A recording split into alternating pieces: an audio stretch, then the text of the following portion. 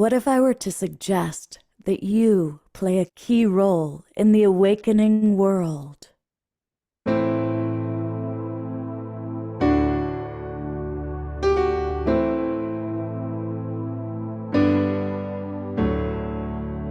that you are watching this because you have heard the call.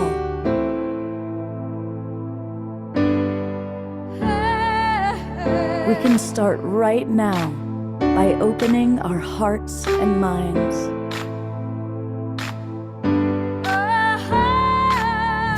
Welcome to the awakening world.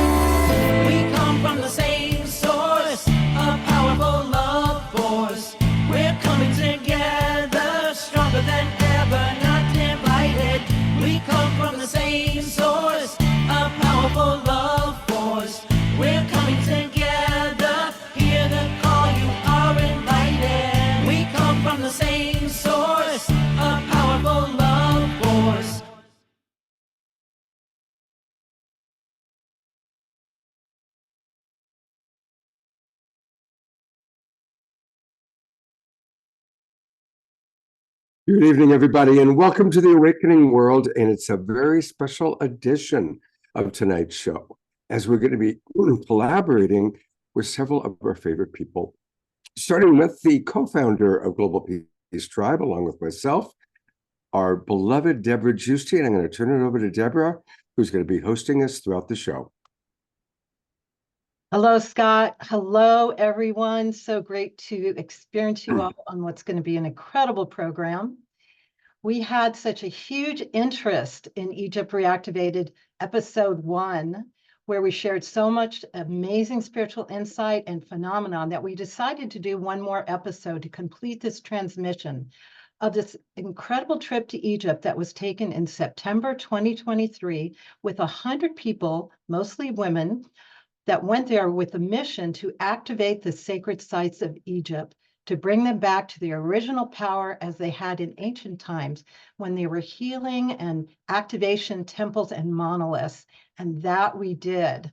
And so I'm really happy to share these insights and journey with you. I want to welcome the Awakening World.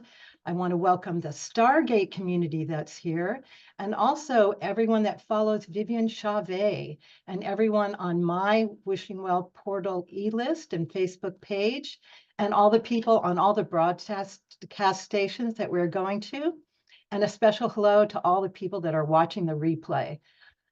It's important for me to share this information because I do create a lot of opportunity to go to on amazing sacred journeys. And I know others may not be able to go. And so much is revealed that's important for these evolutionary times. So that's why I feel very important to share with you. And so I'd like to get right into it now. So this is a special edition of The Awakening World. Egypt Reactivated, It's Time. Episode 2. I want to welcome the Stargate Experience, who created this trip to Egypt. They are an incredible teaching platform now that shares new paradigm spiritual teachings for these times. And Viviane Chauvet, who is a guest spiritual teacher on the trip and a guide who has direct contact with and brings through the teachings of the Arcturians. And I also want to thank deeply the 100 people, mostly women, that were there on this journey with me, because everyone contributed in such a big way to the amazing experience. And I'm going to be with you, your host, Debra Giusti.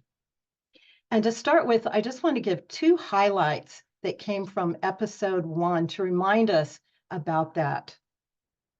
The first day of our trip to Egypt, We actually went right into it. We did an activation at the Sphinx at the Giza pyramid on our first day. And we went right in between the paws of the Sphinx. We had special permission and access to do our first activation there. And Brigitte and Julianne and Viviane went into deep transmission. There was a huge transmission that came through that activated the Sphinx. We were told that it was tropical times when the Sphinx was activated in ancient times.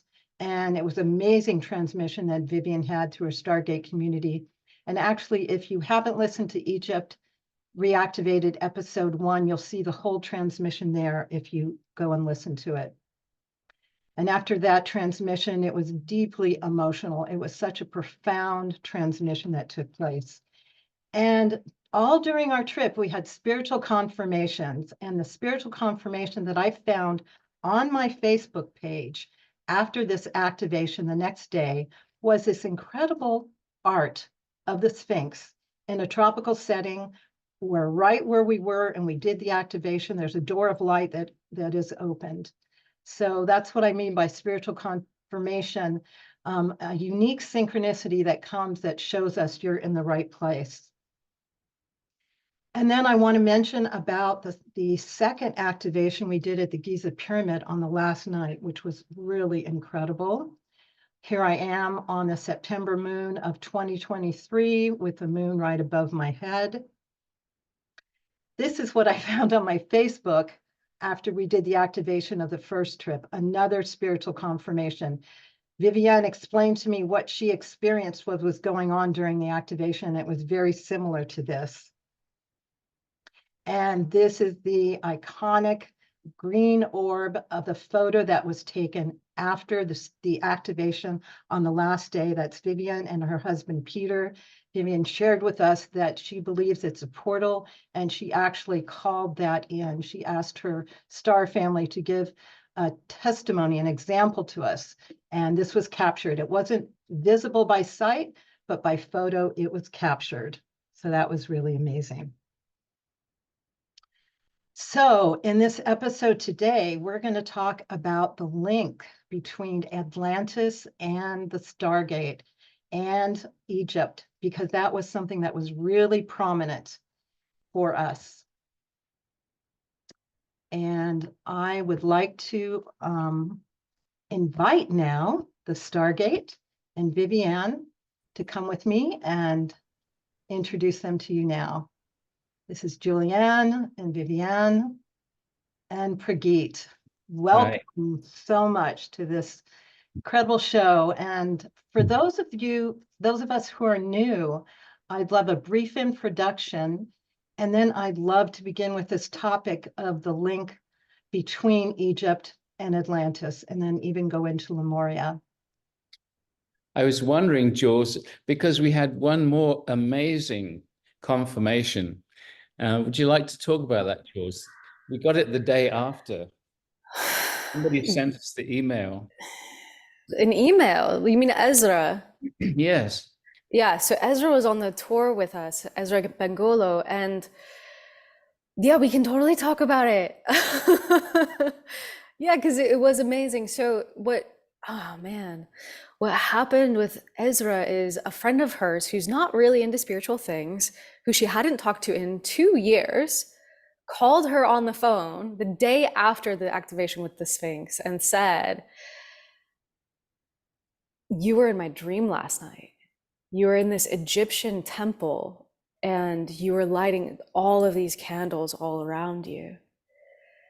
And Ezra's friend didn't know that she was in Egypt at the time. So Ezra was like, "Interesting. What were you doing before you went to bed?" And her friend said that she was listening to a meditation by Stuart Pearce, who is channeling the Atlantean angels on a live broadcast the night before. So while we were in the Great Pyramid, it was actually the Great Pyramid after the Sphinx that Stuart Pearce's guides, the Atlantean angels, were saying through his meditation that the pyramids of Giza were being activated again. But And he said right now as I talk, remember? oh, cool. There you go. Yeah. So Anyway. for us, it was like one of these wild goosebumps moments because we don't know Stuart Pearce personally. It's just like a total wild alignment. And we somehow, like through that connection, found out that he had channeled that. So anyway, the Stargate, you can see a large one behind me and some smaller ones with Julianne. This was something that was given to me back in '89. And I was asked to build this structure without even knowing what it was, other than it would be an interdimensional doorway. And we've been working with it since 1989. And the energies that come through are an energy of a higher consciousness. And it creates a very powerful energetic field when we activate it and we invite higher dimensional energies to come into the meditation. And people have had incredible experiences elevating their energy permanently, shifts in their physical body, healing happening, emotional, mental, physical healing. So it's a very amazing, amazing structure. And our guide, Alcazar, who gave me this structure way back when, leads the meditation, guides the processes, and takes us around the world, sharing this energetic. You want to add some more, Jules? Well, I was born in 1989, met Pragit in 2012, and synced up with the Stargate experience after I realized essentially there was this kind of magical cosmic connection between, I don't know, me, Stargate, Alcazar. We've been working together ever since. And I would say what's special about the Stargate is that it's not about us. It's not about Pragit and it's not about Jules. This is about people accessing their own innate spiritual capacity because we are all built to be our own channels, to be our own vessels for having higher experiences. We've just been focused on the physical dimension for so many lifetimes that a lot of us have forgotten what it feels like to elevate. And especially since we're here talking about Egypt and we're going to be seeing some amazing clips from Debra, I just want to say, like, be open to the possibility that your own inner remembrance can be struck and pay attention to what resonates with you tonight. And let's go for it. So, Viviane, welcome. You want to say something about you? Thank you. Thank you. Well, it's really a pleasure to be here. And as many of you know, I'm a direct representative or an ambassador for a very ancient enlightened intergalactic group known as the Octurians. And of course, we have been monitoring the timelines for the potential of the planet reascension and humanity reascension for eons. And so it is really a great joy for us to see that you have entered into finding that era of remembrance, reconnecting with yourselves, also embodying these higher aspect of you. And us too, we are like future example of that potential that the human race is reaching back again.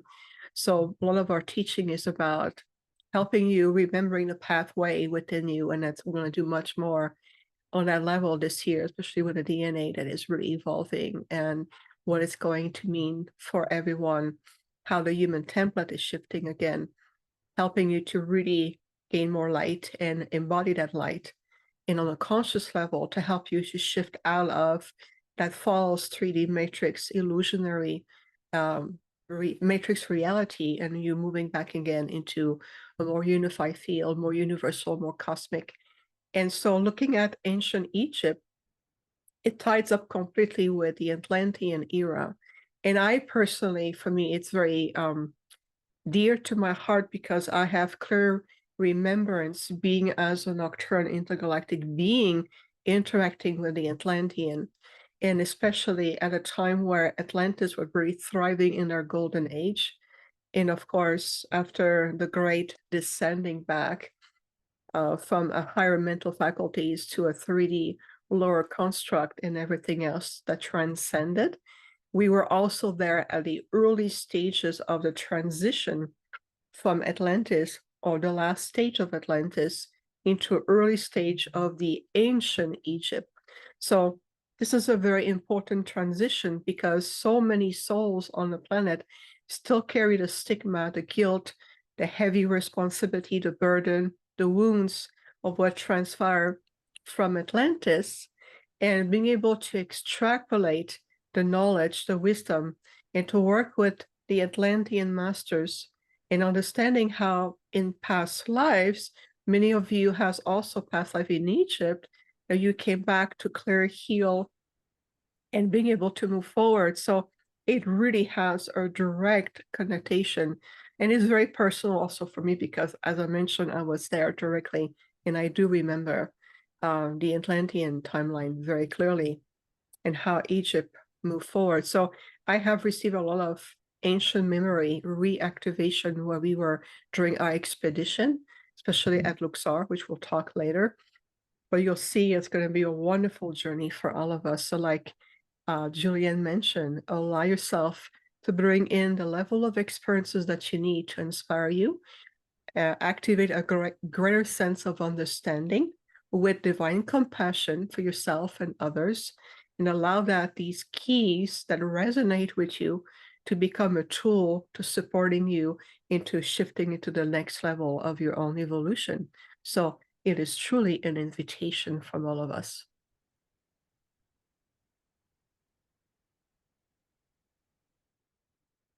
Great. Thank you so much. Do you have any more to share, Brigitte and Julianne, about the link between Atlantis and Egypt? Well, this is still an ongoing exploration. And in fact, we're going to be joining Viviane again very shortly, actually, in the Azores, where we're going to focus intensely on Atlantis and the connection to Lemuria. So that will be available on our website very soon, and that is going to be fascinating. But one thing I just really want to point out to everyone who doesn't know Viviane is she said that she remembers being there. She's an Arcturian in a human form. She looks very human, but I have to say the energies that she brings through and her delegation from Arcturus are incredible. In fact, just as I mentioned it, I'm feeling their presence again. So what she's sharing is something that you can't normally get from the various channels and so on. She's talking about her personal experience in those different places, in those different times. So we are very honored to be connected with Viviane. So really listen to that, what she's sharing. Because Also, super, super resonate with that, Preet. And also just want to say, someone typed in the chat, we can feel it from her. And I'm like, yes, the energy is getting so strong around you, Viviane. You were speaking just now, and I was like, whoa. So sometimes when you speak, because you're speaking from this galactic perspective where you can remember things that many of us humans have forgotten, like Graham Hancock says, we are humanity is a species with amnesia. We don't remember our advanced civilization past. So it is quite extraordinary to be reminded of it. So thank you again for being here. And also, if you missed the last experience, the last thing that we did about our whole Egypt trip, go back, check out the experience that happened that Debra mentioned in the pause, to see and experience the incredible energies of that activation that was brought in by this large group of people. But Viviane was the one that anchored those new energies to reactivate the Sphinx and later on the various sites around Egypt. Thank you so much, both of you. Always a pleasure and very honored to be here. And Brigitte, thank you for what you shared about who I am. And it's true. And I know you feel it too, Jules. And I see you blossoming more and more. it's really incredible to watch. And you're right. And what you mentioned, Pragit, is very important because what we share, it really is from an Arcturian being perspective, experiencing aspect of humanity, yes, in this form, yes. But nonetheless, I still who I am, and it's really going to convey into what we share in terms of frequency, presence. Because oftentimes there's many speaking to you as one voice, and that's what we do. So yeah, thank you so much. I'm very honored. So we can move on to the next section. Scott, can you make me co-host as well so that I can share some things? I made you co-host 10 minutes ago. Okay. And what I want to share first is our incredible tour guide, because he was very instrumental in us learning a lot of things that we knew on a spiritual level, but was documented in the hieroglyphics that was actually shown. Our guide, Mohammed of Saboteurs, he gave a clear interpretation of hieroglyphics. He told us about where the story of Atlantis was shown in the hieroglyphics. He showed us where the use of advanced technology was shown in the hieroglyphics, and also a lot of evidence of strong connection with the alignment and galactic interdimensional beings. So do you want to share a little bit about Mohammed and what you experienced with him before we share some incredible videos of him? The first thing is Mohammed is a scholar. He, like you say, he comes from the academic background, and then he got interested in spiritual things, and he started to see what the hieroglyphs were really saying. And to me, it was mind-blowing because I've always heard that the Egyptians were talking about the afterlife, but what Mohammed told us is every time the hieroglyphs talk about other dimensions, they just translate it as afterlife. And there's like actually many, many, many different hieroglyphs with very different meanings. And so there are messages that have yet to be decoded. That's really what I walked away with. Yeah, Muhammad is a very different tour guide, and his whole attitude comes from that spiritual dimension that Jules talks about. And it was fascinating, some of the things that he pointed out, and I think Debra has a couple of photos in a little bit, but he's a beautiful guy, and if we go back again, we'll absolutely be working with Muhammad.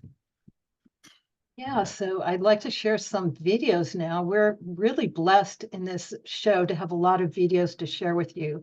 There was a lot of documentation that happened, and you're going to see them in this show today. So we'd like to show what Mohammed told us about the Atlantean Wall. What they call it, the Atlantean Wall, but it doesn't say Atlantis, to be honest with you. It doesn't say Atlantis, but it talks about a civilization, and they received a snake. They were destroyed by a snake from the sky called Sapti. I think the snake here is a representation or a metaphor of a giant wave of destructive energy, okay? And Sapti destroyed this nation, and the story talks about some survivors, okay? That is what we managed to get from the story and the code. But they explain that this is Atlantis. So if that was truly Atlantis, so it means that Atlantis was here in ancient Egypt, one of the civilizations of ancient Egypt before 10,500 BC. And I think this is the date of Sapti, the one they talk about. 10,000, that the disaster was 10,500 BC. What happened? That solar effect. And I recommend you to get that book, Earth Under Fire. Dr. Paul Lavalier. Part of the story talks about the seafaring people. And this what caused some confusion that Atlantis maybe is outside Egypt because it must be at the Atlantic Ocean. I don't agree with this also. I think that the seafaring people was in Egypt also because all Earth was covered with water during the end of the last ice age, 907,000 BC. So it makes sense that there was flood everywhere, Europe, Africa, Asia, North and South America. Great, thank you. And there was another clip we're going to share with you because what Mohammed shared with us ongoing is like there's so many monoliths and big structures that there's no way we can even build them or deal with them at this point. And it really points to advanced technology that they have that we don't even have now. And Muhammad does show in the hieroglyphics all kinds of advanced technology. So in this video that you're going to show next, he talks about how they show that the Egyptians actually did genetic manipulation and potentially cloning. So this is really fascinating. This symbol is purification, okay? And the word purification, it's not necessarily to be the same word. It could be adding liquid to enhance abilities, okay? To change the chemical reaction. And then Amun men. So Amun men, Amun men, and the same one king. So it is one figure for the king, okay? This is lettuce. Lettuce is a plant or green leaves. Also, it is very good for the fertility or the quality of semen. So you can tell your husbands or your friend, this is good for the quality of semen. Okay, this is the same symbol, purification. And they add some kind of cups, we are not sure what it is. And then Amun only. Here, Amun men, and the king is holding two things. With his right arm or hand holding a jar, dropping also either liquid or some kind of energy. The other hand, he is holding an incense burner. So this is like a smoke. And again, not only using this for purification, but they are, my guessing, enhancing the abilities of the semen or changing the identity of the semen. This is like genetic modifications, okay? And one king, right? Now we come to the physical formation, but there are two now, not just one. The same king, as if this is all to clone number two. And it happened in front of the physical form after the process was finished. Okay? So this is the same person, by the way. They are not two different persons. These two people is the same person here and there. So I call this section is the cloning scene. They cloned either this one or this one. But I think this is the cloned one because he is giving him the key of life. So he's still at that moment before life.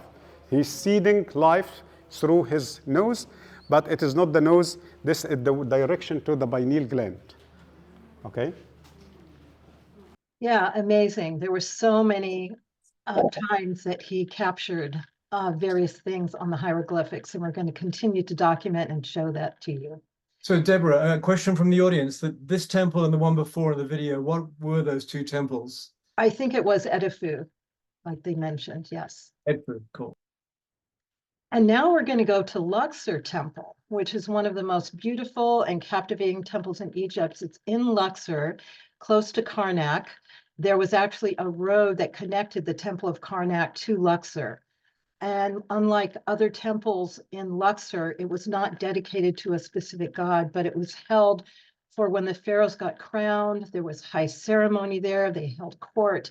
And we found out so many things about Luxor from Muhammad and our journey there. So we're going to be able to see a video on that now.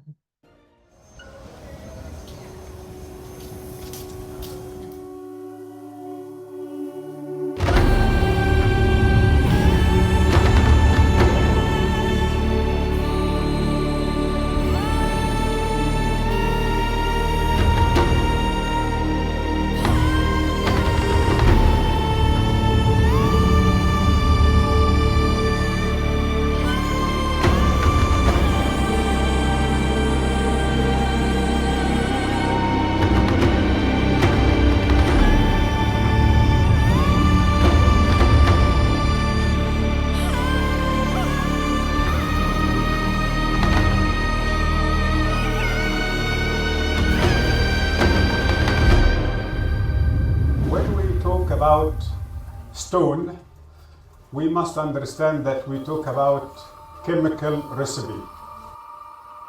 We talk about chemical substance. When we say limestone or sandstone, these are perfect materials to absorb negative energy. When we talk about granite, this is great material to deal with electromagnetic field and recharge the body. This is to absorb your negative energy, to clear your body from the negative energy. Then when you cross through granite gate, your battery is going to be empty, ready to be recharged with the new positive energy.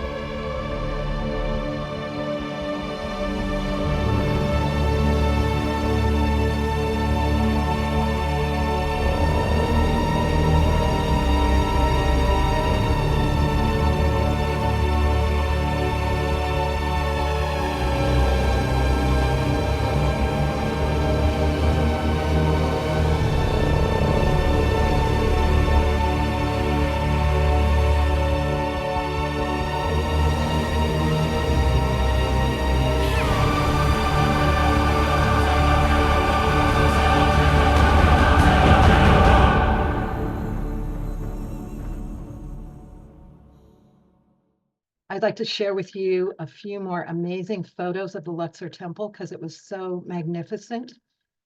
Here are some of the columns that are just so huge, and we don't even have the technology to create this today.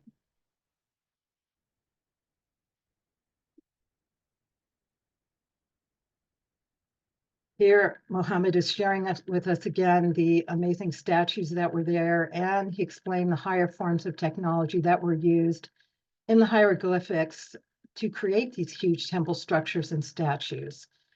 He also made reference to imply that they had anti-gravity technology. And this was the Ark. That was incredible.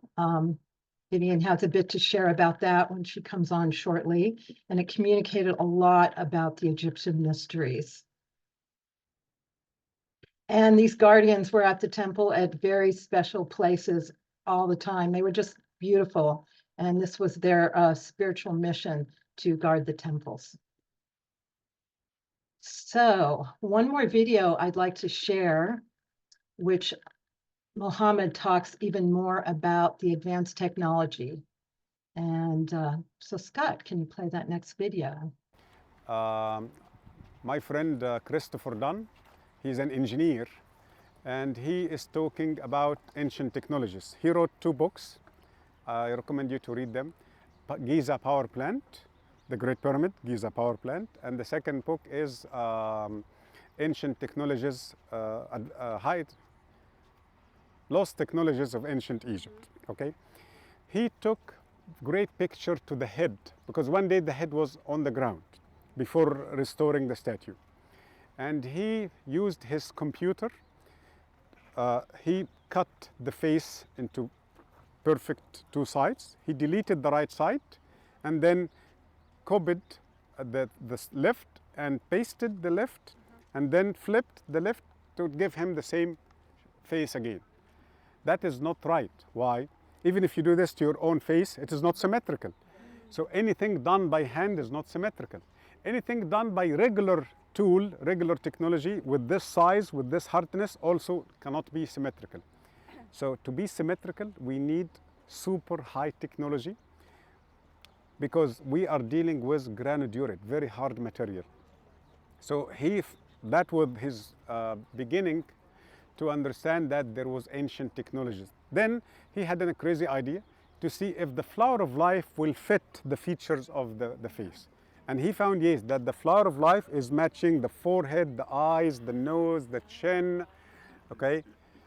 So everything in ancient, in pre-Diluvian Egypt was happening by high technology, so superior technology. Great, thank you. And now I'd like to welcome Brigitte, Viviane, and Julianne back to give some commentary on the experience of Luxor. Well, I think Viviane can give us some really great explanations about the art, but I'd just like to point out it was on a long, straight causeway, and either side there were dozens of statues. It was incredible. And the one thing that I noticed throughout the whole experience, as we can see from behind you, the incredible amount of hieroglyphics. And it blew my mind. Everywhere we went, the walls are packed with hieroglyphics. The time and the energy taken to document all these things is absolutely amazing. So Viviane, tell us about the Ark. And thank you, Pragit. I always like your wonderful curiosity. It's delightful to see. The Temple of Luxor, for me personally, has been one of the most impactful one. The moment we set foot on at the temple, I immediately had a clear remembrance of when we were on the planet, assisting to bring in the next level of technology and being able to help the new civilization and building to restabilize. And so to us, and it's also in ancient Egypt language, the Temple of Luxor is remembered as the southern sanctuary, and it was really meant to be a sanctuary. It is later on in Egypt history known as a temple of worship. But more than that, it was a sacred temple where a lot of those technology or genetic memory form or encoded genetic material would be returned to ancient Egypt, especially in the temple of Luxor, or again known as the Southern Sanctuary. And when I saw this immense sculpture or representation of the Ark, I knew right away that they were looking at an aspect of the Ark of the Covenant, as it is known to this planet. To us, the Ark, it's a series of crystalline transmission that is encoded with thought form, very specific thought form and memory encoding. And all of these transmission or these crystalline transmission was returned back to the earth as a form of an ark, as a symbology. And if you look at, like you mentioned, Pragit, all of the symbols on each side, that's because there were many encoding, and also there was also many guardians and beings who were part of this project. It just so happened that the Octurans, we are part of the guardians who were responsible for the ark. So when I was there and looking at this immense, like you said, and right in the hallway, right open field, looking at it is I remembering where we were transmitting these crystalline encoding return to the blue planet or the Earth, Mother Terra, and how it was brought in an aspect of what the Luxor Temple represent. And if you look at the structures, you can tell there's a sacred, almost like a geometric configuration pattern to it that is very conducive in terms of the energy of what this temple was really about. It was designed to amplify these encoding. So I love the asymmetrical form throughout the entire temple.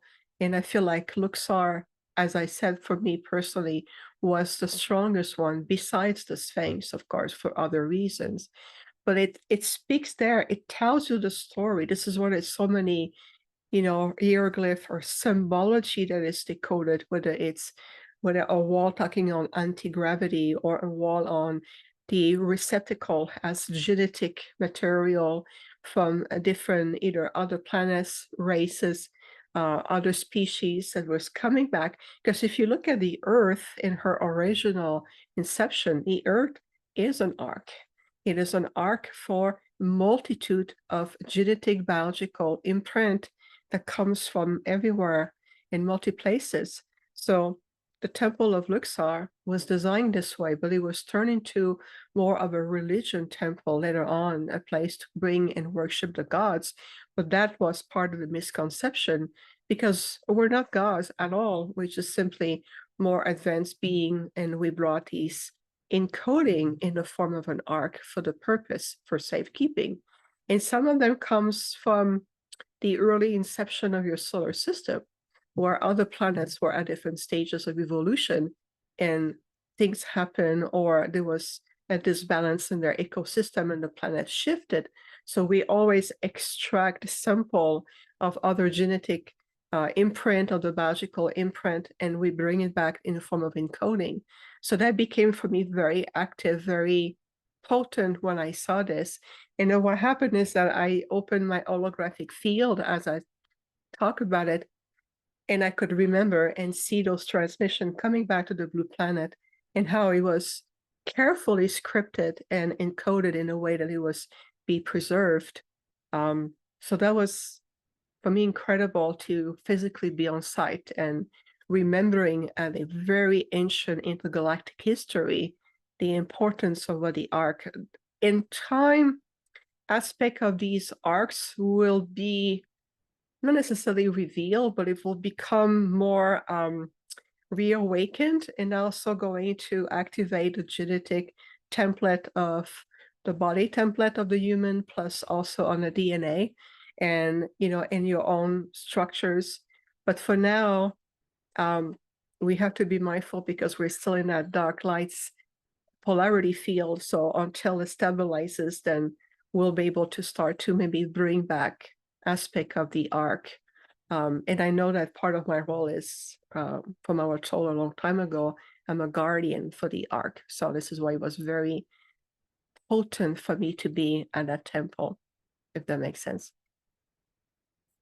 Yeah, I remember, Viviane, you told me that the Ark of the Covenant essentially has this seed information to kickstart and like kickstart other phases of evolution for planets, and it blew my mind. I've never heard that before.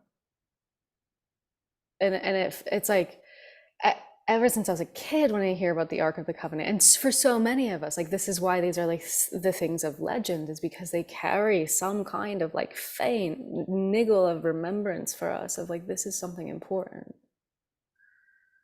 Absolutely, and you're absolutely right on. And so, of course, there's a lot of symbology and metaphor that your world carry. So, of course, an arc is not necessarily a physical arc that was brought in ways. But I know that the way we carry or transmit more effectively thought form encoding, we're going to utilize those crystal transmission. And hink, hink, what is the Atlantean were using a lot? Crystalline technology. See how it intertwined? Reggie, did you want to say something? Go ahead. No, I just said that's beautiful. Oh, thank you. You're on mute, Debra. Is there any more that you can share about the advanced technology that was revealed? Because that was a significant part. Well, and thank you for asking, Debra. So if you look at just the temple itself, like Mohammed mentioned through this other author about the technology, for us here today, we're rediscovering the majestic of this sculpture and immense design and temple. But you have to think about that back then, or at that time, technology to sound vibration, levitation, anti-gravitational technology of consciousness, I would say, even through your thought form, you can really be in tune with the molecular structures of these blocks and redefine the structures and build something magnificent, was very natural as verbal communication is to you today.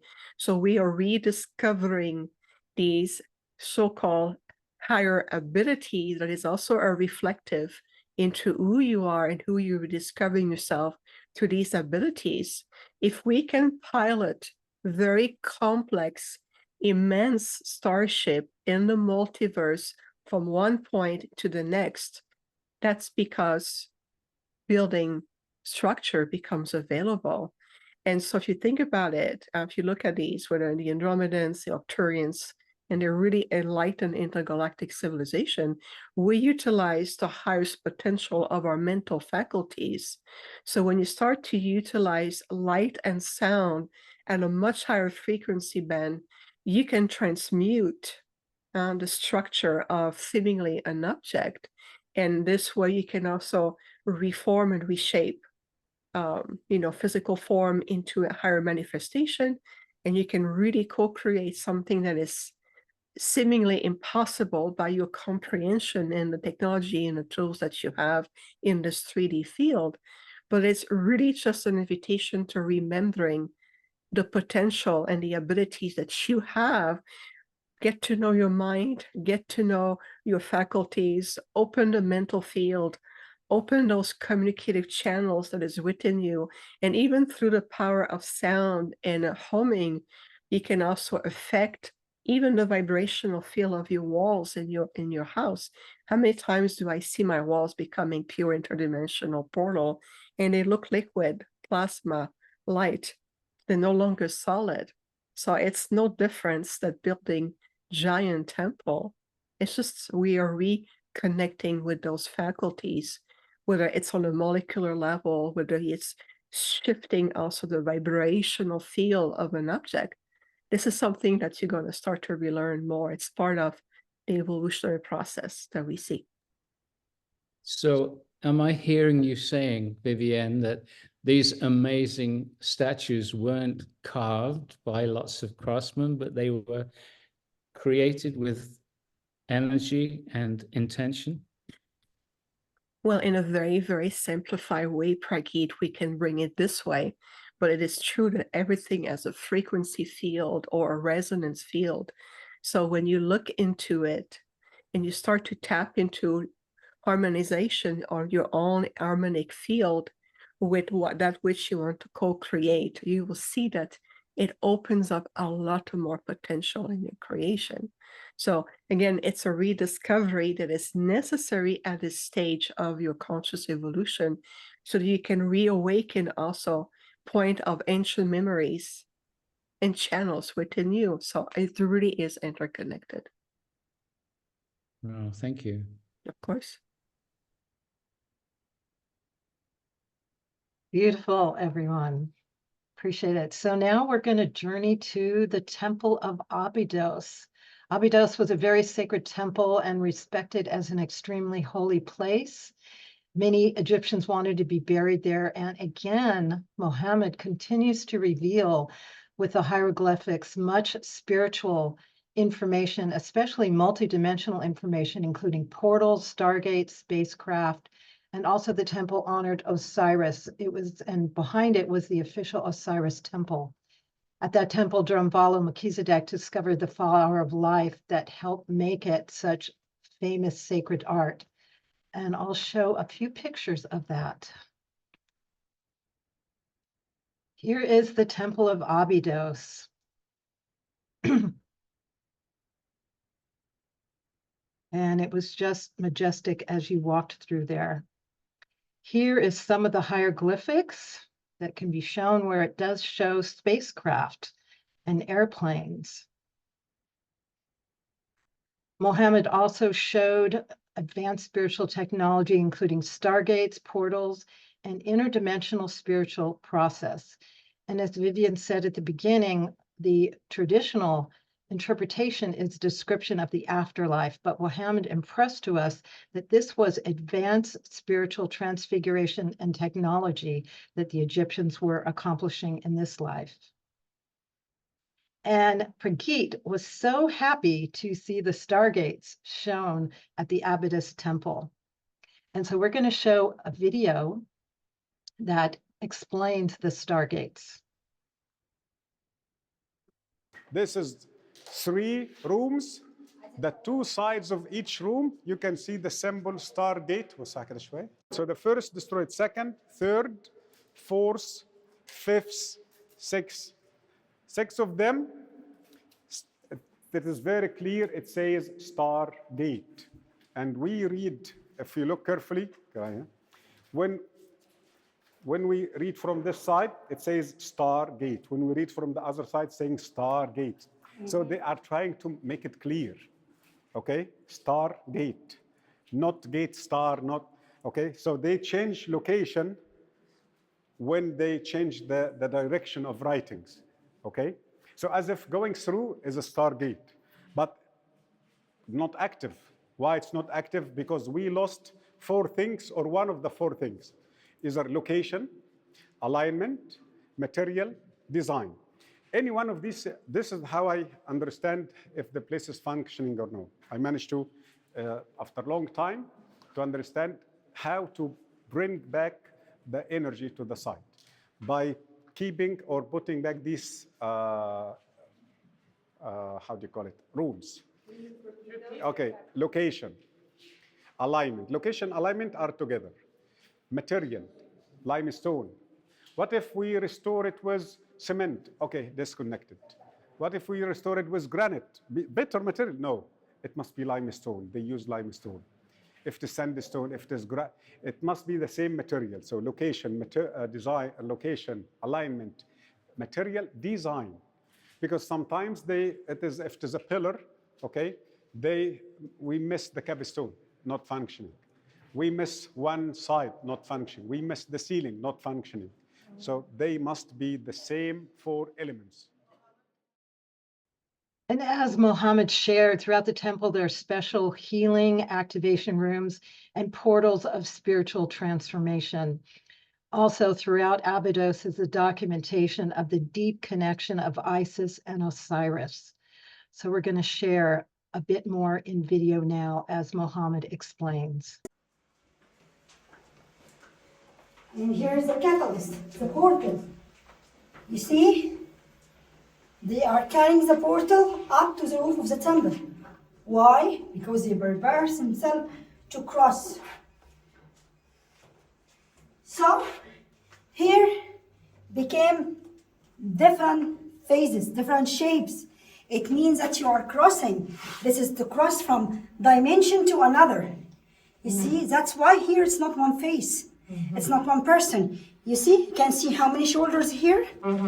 You are crossing now the dimensions. You are crossing from the portals. Right. So this is evidence also.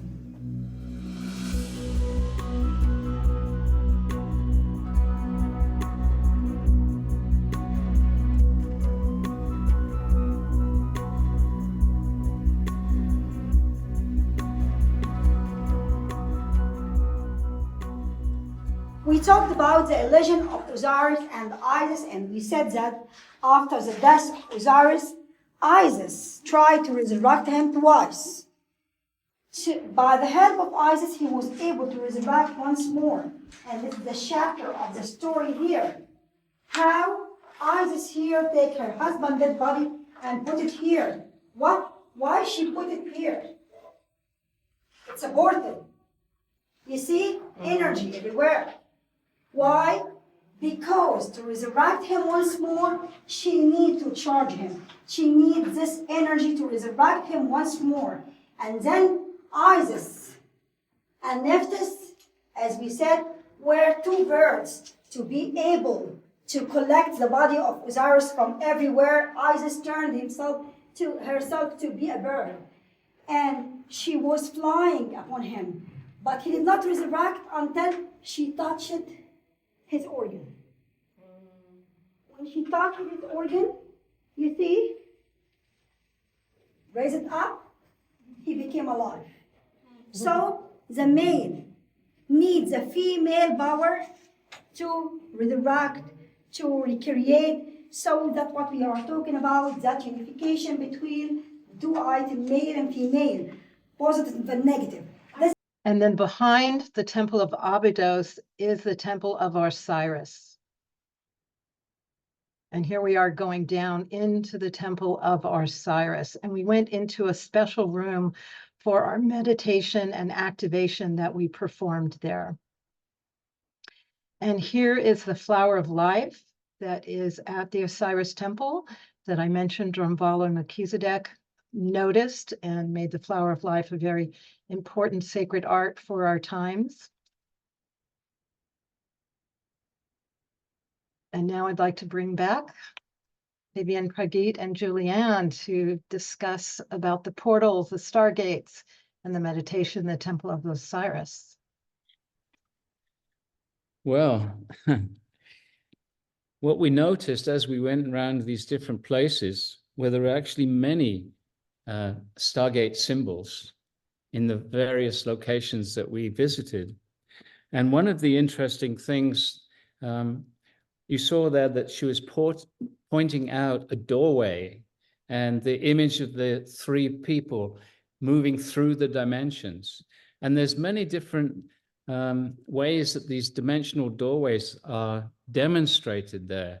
Very often there's a rectangle, and above it there's like wiggly lines just to indicate the energy that's involved in these interdimensional doorways. And Viviane and I did some energy work in one of the locations where they had 7 rectangular doorways, one inside the other. And there's so many indications about other dimensions, other realities. Just one more thing about the meditation that we did at the Temple of Osiris was that we were in this room, and as soon as we started to create an energy field there, the guides wanted us to leave. They didn't want us to meditate. And we found this in many locations as we traveled to these different sacred sites. And fortunately for us, there was just a narrow doorway, and Muhammad stood in the doorway and wouldn't allow the local people to stop us until we completed the meditation. So it's interesting the reaction that we get to actually wanting to meditate, just simply meditate in these places. So that's my 2 cents worth. Thank you, Brigitte. And now Julianne and Viviane. Yeah, so we were just able to do the activation that we intended to do in the Osirian temple. Viviane, do you want to say a little bit about that? Yes, of course, with pleasure, because something essential took place there too. So personally for me, the Temple of Abydos was the most polarized one, where I felt a distinct presence between the light polarity and the dark light polarity coexisting. So it was very challenging in that way. So when we went down, like the picture that Debra showed us, to the Osirian, which was a great honor because not that many people per year are given permission to go there. Once we entered that little chamber that was like almost like a long rectangular with, you know, almost like inside of a cave, it felt like. And we have 100 people stashed in that little elongated portion. And we start the activation. What I personally saw is on one side, coming through the wall, I saw a portal opening, representing the light part of ourselves. And on the other part, I saw the dark aspect coming through. So we were coexisting between the yin and the yang, if you want. And I understood at that point what my Octarian father mentioned. He said, your role today is to bring the reconciliation and the reunification of that polarized field. And it's also to bring back the distortion, or to clear and unwind any form of distortion within the sacred divine archetypes of the compressing masculine energy, the misuse of willpower over the divine feminine, and to bring it back into balance.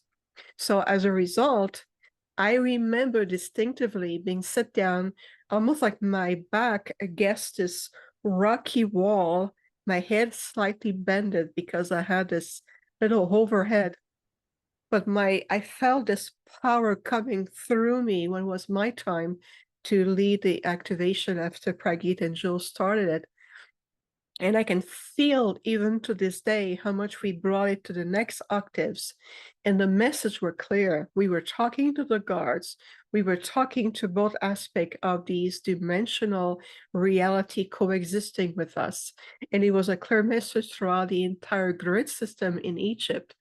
And I remember that once it was done, I could feel the pushing of the guard in spite of Mohammed's best efforts. At some point, I felt many eyes coming at me going, okay, are you done? Go out, get out, get out. And then what we did, my Octarian group came and sent a blast of love light frequency to them. And I opened my eyes and I said, now we are done. And that was the message I was sending to them.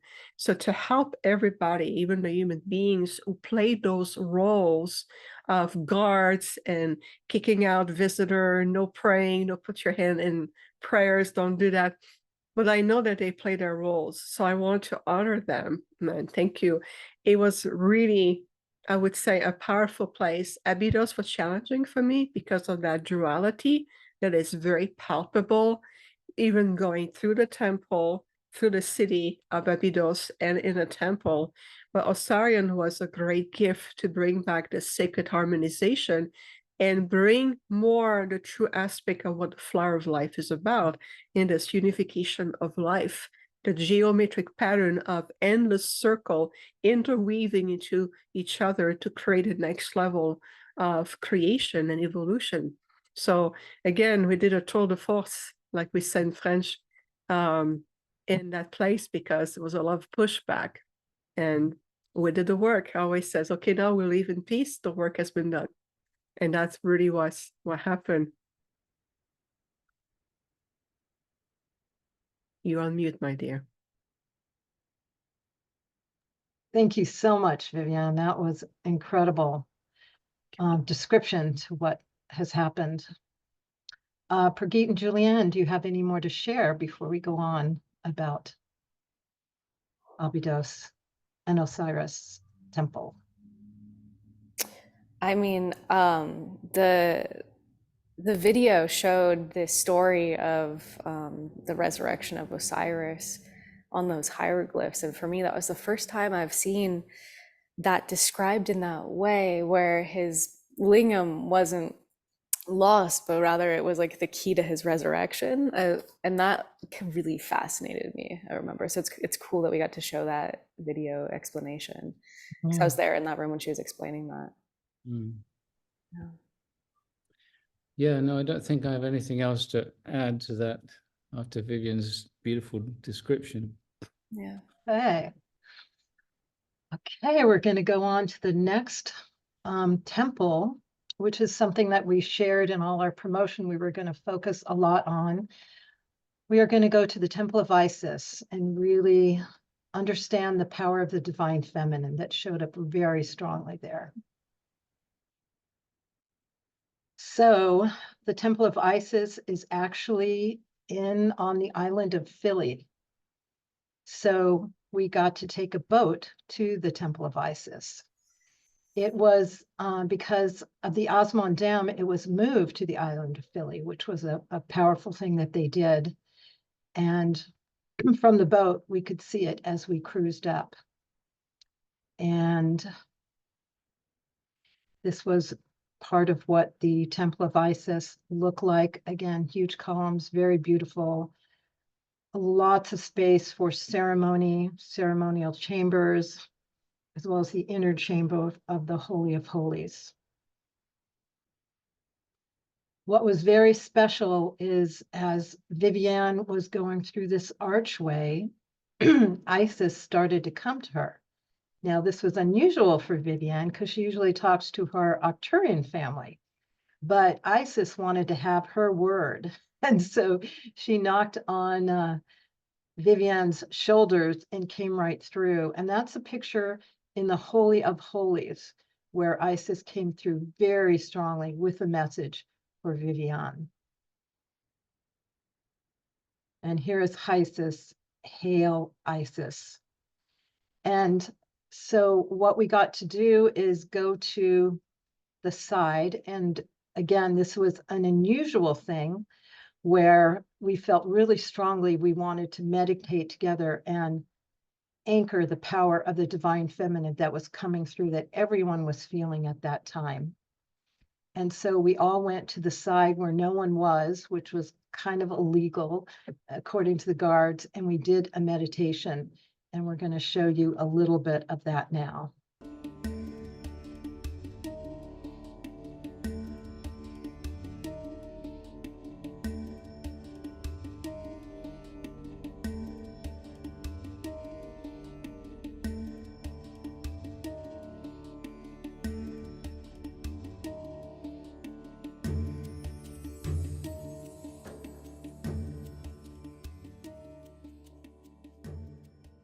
What happened? What happened is as we're walking through the different gates, we can see there's different gate of initiation. The last gate at the bottom, I saw a sheer of pure white energy in the form of a woman. It was the divine, pure, divine feminine, and Isis herself in her essence came through and started to communicate. And I saw this ray going into my cardiovascular system. And I said to her, I said, "You're hitting my heart." And she said, "Yes, because your heart has been damaged through the multitude of draconian and reptilian attack that I've sustained all my life." And I said, "Beyond myself, what else?" And she said, "It's the same representation of hitting the heart of everyone, every being in the very heart of Mother Gaia. And all she asks is honor. Bring, as you are in the temple, within yourself, honor the divine feminine principle that I do represent. And by that doing this, we're restoring a complete unification of the divine prime creator principles of the feminine, returning with the masculine together. And that's what she wants from all of us. So we'll incorporate that in our meditation. Right. That's what she wants. She wants us just to honor the divine feminine. But she came as a sheer of pure white light, as a woman. And I saw this beautiful, bright green orb crossing across my screen to let me know that her consciousness was here.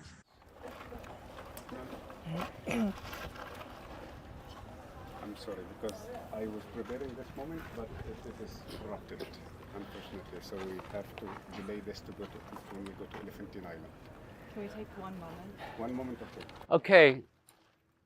The intention right now, you need to guide us quickly. Yes, please. The intention Isis gave me herself, I saw her.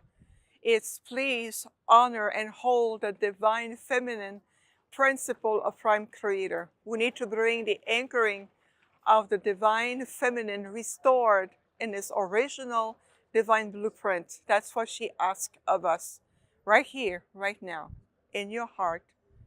Just feel it, open the field. Imagine your heart center expanding the intelligent field of the deep of your heart with the intention that the divine feminine energy is restored.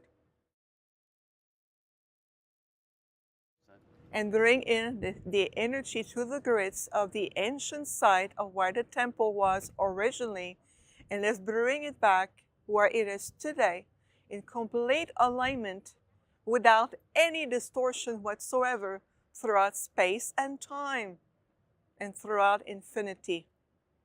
We are healing the timeline of history, overlapping into today, in the renewed energetic grids of Mother Gaia, and within ourselves, and for all sentient life forms, including the planet herself.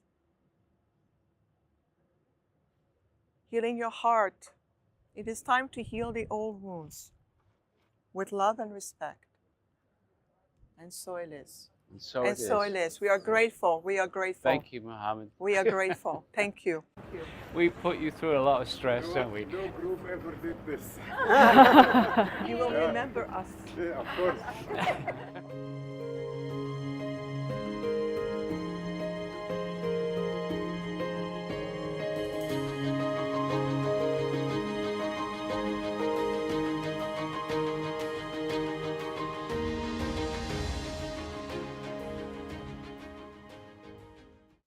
Hey, bringing back the Stargate and Viviane to share more deeply what happened at the Temple of Isis.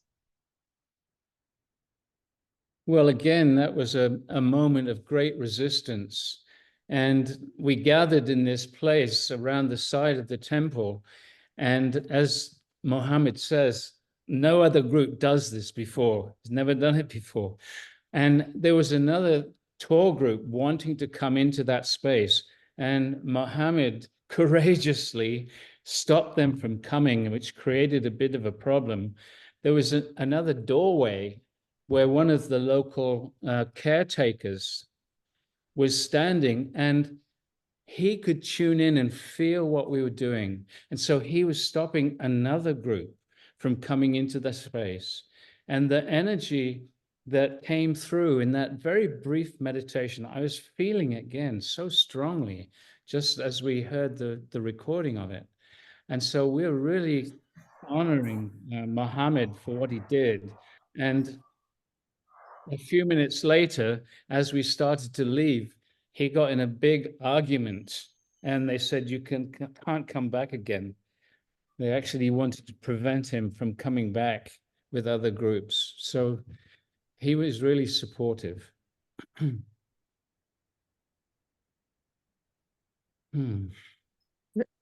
Very true. And I like what you said about Mohammed, is that he really got in big trouble for this one. And just to give everyone perspective, we were only given 4 minutes to accomplish what we did.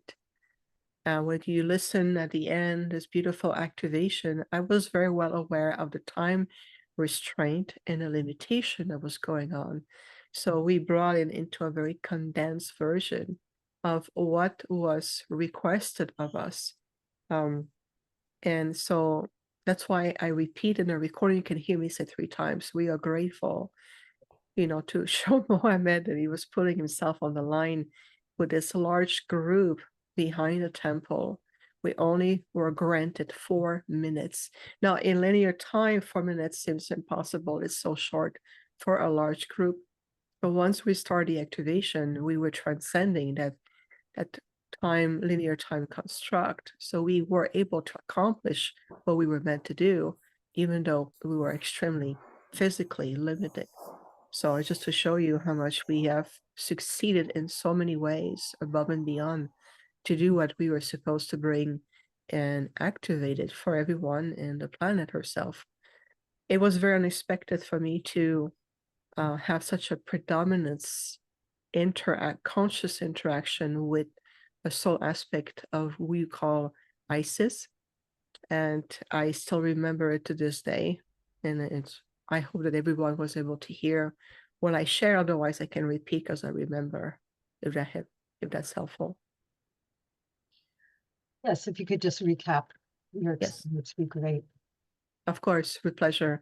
So oftentimes the concept of the 7th dimension or the 7th state of consciousness, it's a very important theme in Egypt. So we saw in the temple the 7 carving of those doorways that represent a conscious evolution. So the moment I step into that doorways of consciousness or activation, like I mentioned in the video, is immediately I saw this very beautiful, bright, white sheer in the form of a woman. And I saw this orb of light physically coming at me and going through my heart center and my physical heart to my cardiovascular system. And immediately this consciousness spoke to me and said, well, I am an aspect of what you call Isis, and I'm also the guardian of this place. And I said, you are the representation of the divine archetype of the divine feminine aspect of the supreme source. And she said, yes. And I said, why are you going into my cardiovascular system? And she said, your heart has been damaged by the dark light polarity in this lifetime, by the multitude of attempts they made on you. So my gift to your for your service is to repair your heart. And I could physically feel like being worked on. And I was so honored and in this unexpected gift. And I said, how can we be of service in return? And that's what Isis, or this soul emanation of the divine feminine in the representation of this archetype known as Isis, said, please tell your group, tell everyone to re-honor the divine feminine aspect of themselves to the restoration within their sacred heart center, to bring back the union of the divine feminine with the divine masculine synergy of your divine template, and bring a reverence back for all life, including guardians to the earth, to all the resources, the element, the animal kingdom. It's all sentient life. Bring back the honor, the restoration of the divine feminine. And I said, I promise to fulfill your wish. And this is why, in a nutshell, this is what I talk about in the video.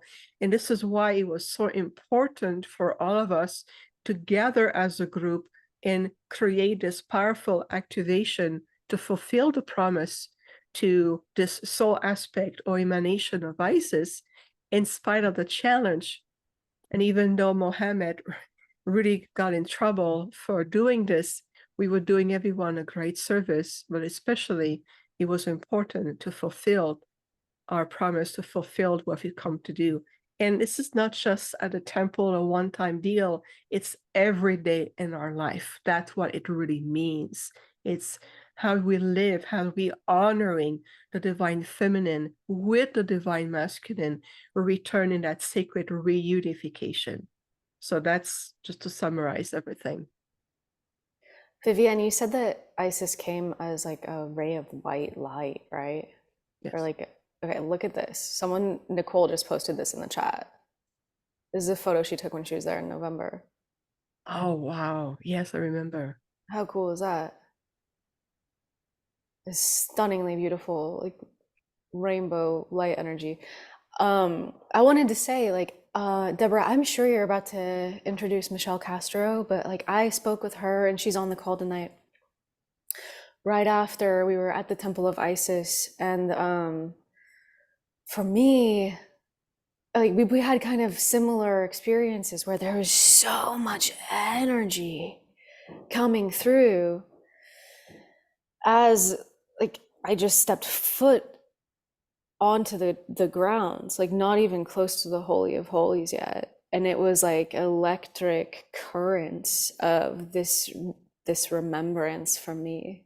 And it was just incredibly beautiful and incredibly strong. And so as we're talking about Isis and her energy, I want to acknowledge that there are so many, like especially those of us who are in female bodies right now, who feel this like direct connection to her lineage. And that was what came through with our group of almost like 100, almost all women, is like a lot of people got direct messages from Isis. Debra, do you remember that? Yes, very much so. And we were primarily 100 women that were there on the grounds. So it was pretty amazing to experience that.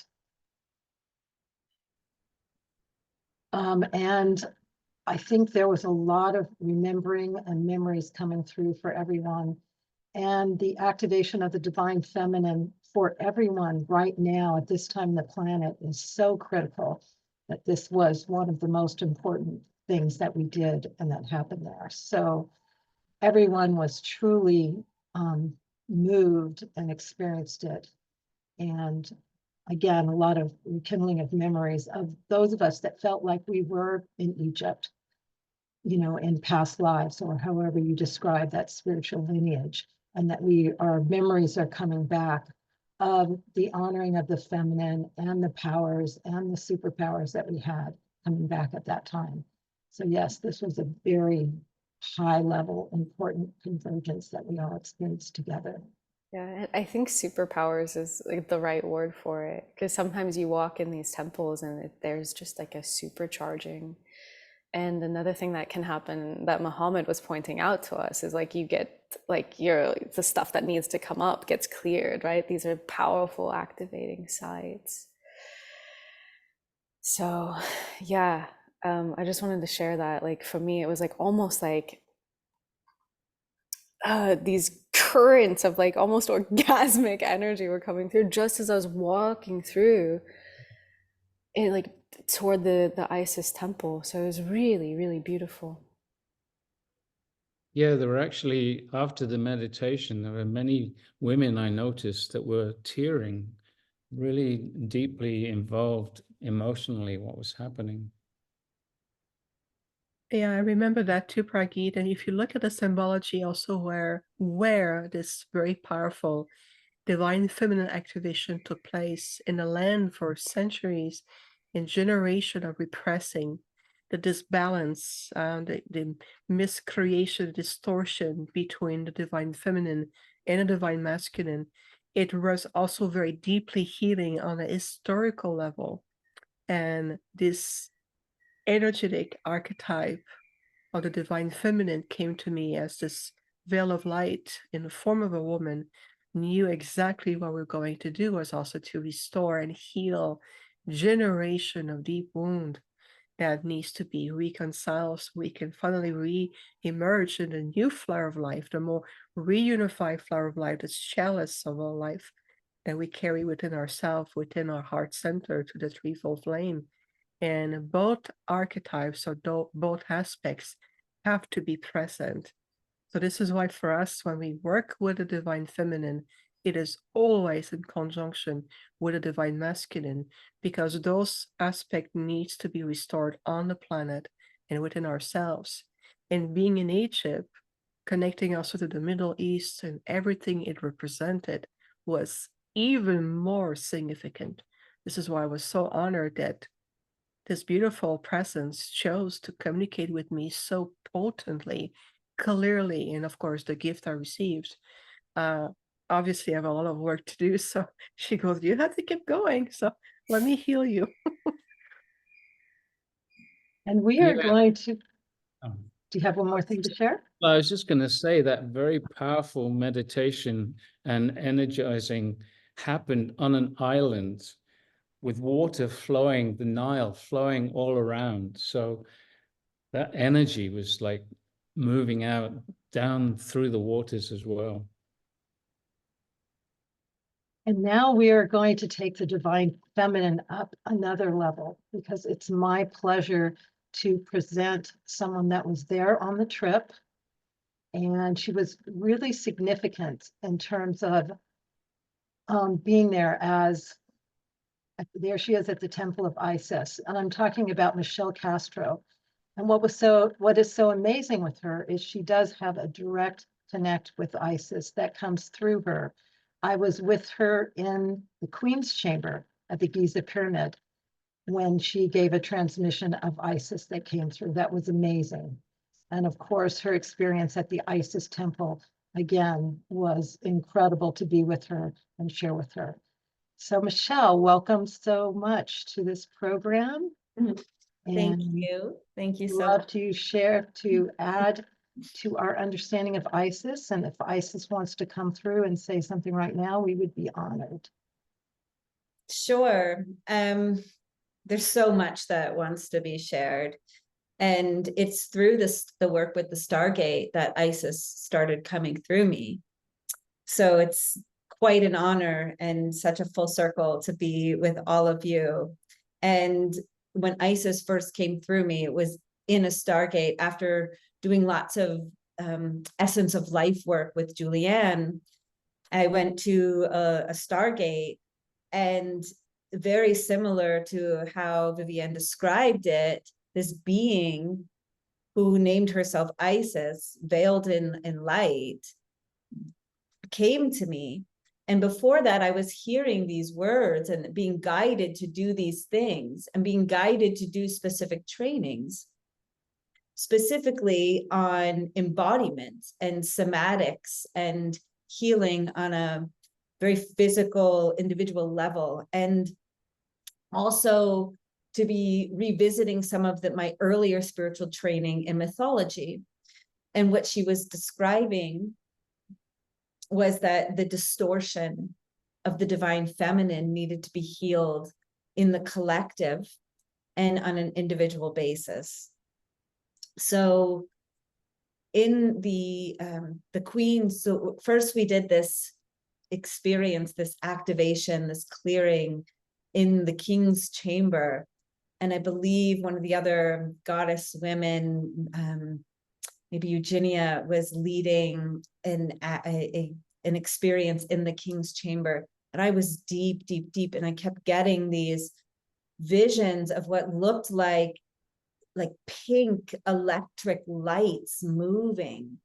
And I just went with it and just received and received. And I just heard, don't worry, just receive, just receive. And so I did that, and it moved me into this understanding as we were moving into this Queen's chamber, the activation that occurred.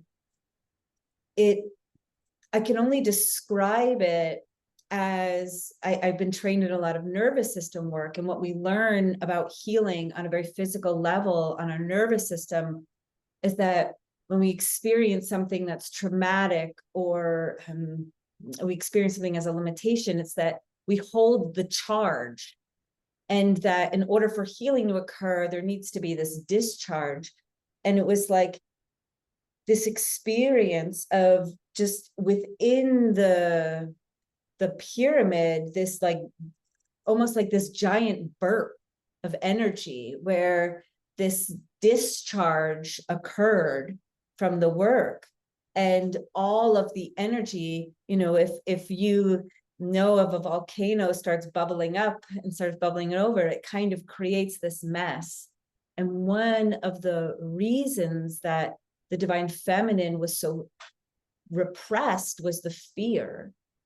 And that fear comes because the divine feminine, it represents our physicality. It represents that work of having to kind of go in and go into those darker places sometimes, and to look at some of these distortions and heal them.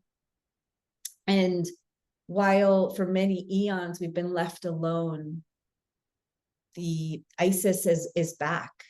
She's here to remind us that even though we've had what has been left as the Madonna, the white, we have the light goddess, we have the light, the Sophia. It's the aspect of the dark goddess that Isis has been holding. And that doesn't mean bad. It means the one that descends with us.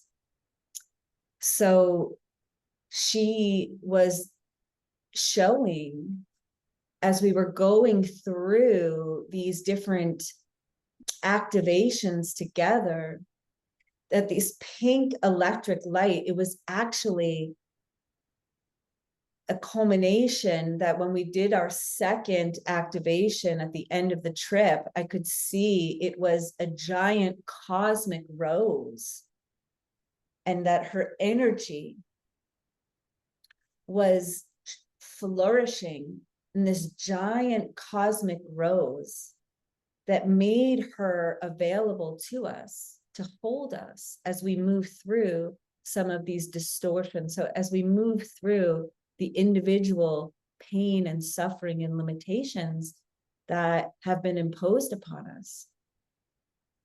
I can keep talking, or if you want, I can go into, I just want to add, there was a moment that Debra and I shared together at the Isis temple, where I had the honor of being with her as I made a reconciliation, because I had a very huge clearing of my own past life. And after we did this little ceremony together and this blessing, she said, "This is very different from the last time I was in Egypt." And I remember saying to you, it has to be this way. And what Isis was essentially explaining to me was that here we were bringing all of this divine feminine energy forward. But it was, as Viviane explained, it was with this penetrative force where we had to be quick, we had to be swift, we had to be very direct. And so it had to be in union with that divine masculine energy. And it was one after the other, after the other. I mean, this was 10 days of very unique and distinct, bringing forward these healings, bringing forward this divine feminine love, but with this very penetrative force that is our divine masculine side. And so it was in that union of the feminine and masculine that we were able to bring forward these activations. So beautiful, Michelle. could bring forward more. I could bring in Isis. I don't know if I've used Yes, we time. bring in Isis. Okay, sure. This is such an honor, and it's not something I get to do a lot with such highly respected people. So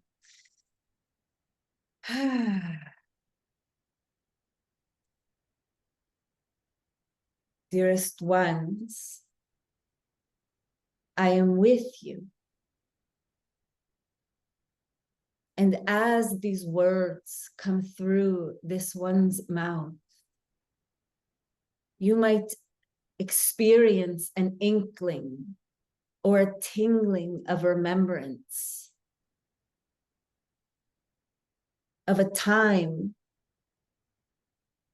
when our union was so significant to you that everything you did was rooted in your connection with the Divine Mother.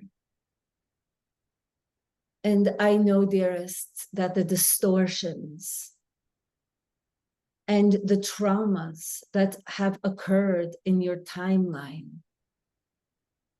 has, you can say, blurred our connection. And it doesn't matter how you worship me. For I am the goddess. I am the mother with 10,000 names or more. And this temple that is housed as your physicality is the one that you can first and foremost begin to honor what you call this reunion of divine feminine and masculine forces by learning to come into a state of presence, being able to hold yourself, being able to connect with the love and presence of the mother.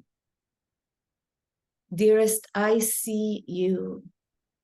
I see all of you. Every mistake, every bit of doubt or courage or shining thing, every act that you make, whether you call it right or wrong, or judge yourself about it, I am there with you. Because the moment that you acknowledge that you are in the arms of the mother, you can begin to make space for more of what this blessed beloved one, Viviane, is talking about. Allow me again to hold you. Allow yourselves, your body, to be reawakened so that you can align to hold more of this divine light.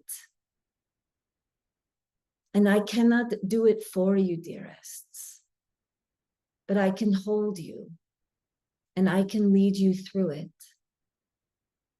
This cosmic rose energy that was indeed activated and made more available for all of you is accessible to all humans now. There is no turning back anymore. The reconciliation starts with you honoring, being very honest with your own self, sitting with what you call the shadows. There is much to say about this, and perhaps we can save it for another time. Yet know I am with you. Know that all the work that has been done here during this sacred journey that has been taken has ensured that the love and the reunion of Isis and Osiris will hail again in the hearts of all of humanity. I sing in the womb and the phallus of each and every one of you. I radiate in the hearts. I come as a song that can roll off your breath. If you are willing to be open, let us walk together again. Let us all be one. I am with you always, and I will talk with you again. Thank you.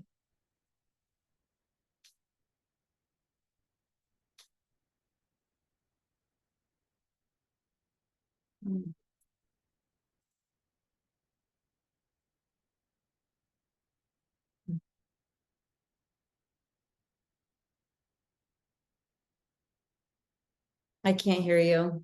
I think you're muted. Thank you so much, Michelle. You're welcome. Thank you. Such an honor. Beautiful. Mm. To bring Stargate and Viviane back to join Michelle. Please. Thank you so much, Michelle. It was such a pleasure to go back. You brought me back to the place of the temple and with the presence of all of us. I could feel a very important uplifting. What a gift you brought all of us today. Thank you so much. Thank you.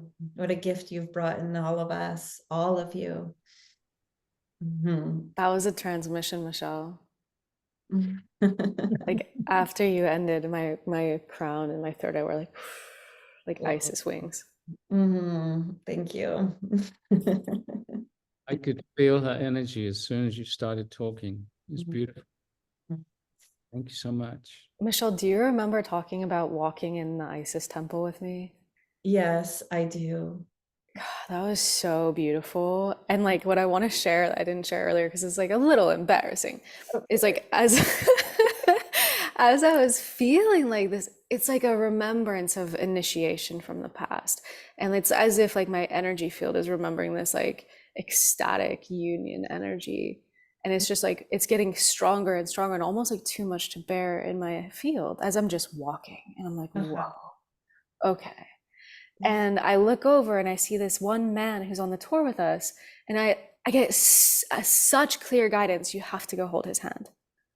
Like, go hold his hand. And I was like, I mean, like that's a bit much, but I was just like, okay, I'm gonna follow it. Cause like I'm friends with him, right? It's not like a total random stranger. He's on our tour group. I'm friends with this person. So I go and I hold his hand. And it's as if like all of that lightning becomes like anchored through him into the earth, like a discharge. And he started crying. And it was just like this beautiful moment of remembrance, because this is like the male-female polarity is there are secrets and mysteries to our physicality that have yet to be re-remembered and unlocked. And these were just one facet of what Isis was bringing and teaching in ancient Egypt. Absolutely. And when we were doing that 4-minute meditation where Viviane was leading us on that side, I remember it was as if like Osiris, like I was looking at it and it was just like Osiris was just like beaming and beaming and beaming and radiating light, radiating light, radiating. And it was this sense or this like frequency of like trust again. And there was these continual moments. I actually had an experience with that, our same friend. And after I think we decided, we're like, wow, we must have had past lives together. Yes. But there was this, this again, reconciliation that occurred. And then after that, from then on, it was just like demonstration after demonstration of like repair with the masculine. We're like, wow, like not only do I feel honored, but I feel so supported. I feel so connected. And yeah, I have a grounding rod for some of this energy maybe to flow. Mm-hmm. And, you know, Isis has said these secrets are going to be open to us little by little as we clear out, you know, some of our own limitations, then we can hold space for more to come through. And I know in my sessions that I've been doing with women, just incredible things are starting to happen for them. So it's exciting what's on our horizons. Yeah, it really is. Mm-hmm. Thank you. Thank you so much, Michelle. That was just perfect and awesome. Thank you. Thank you.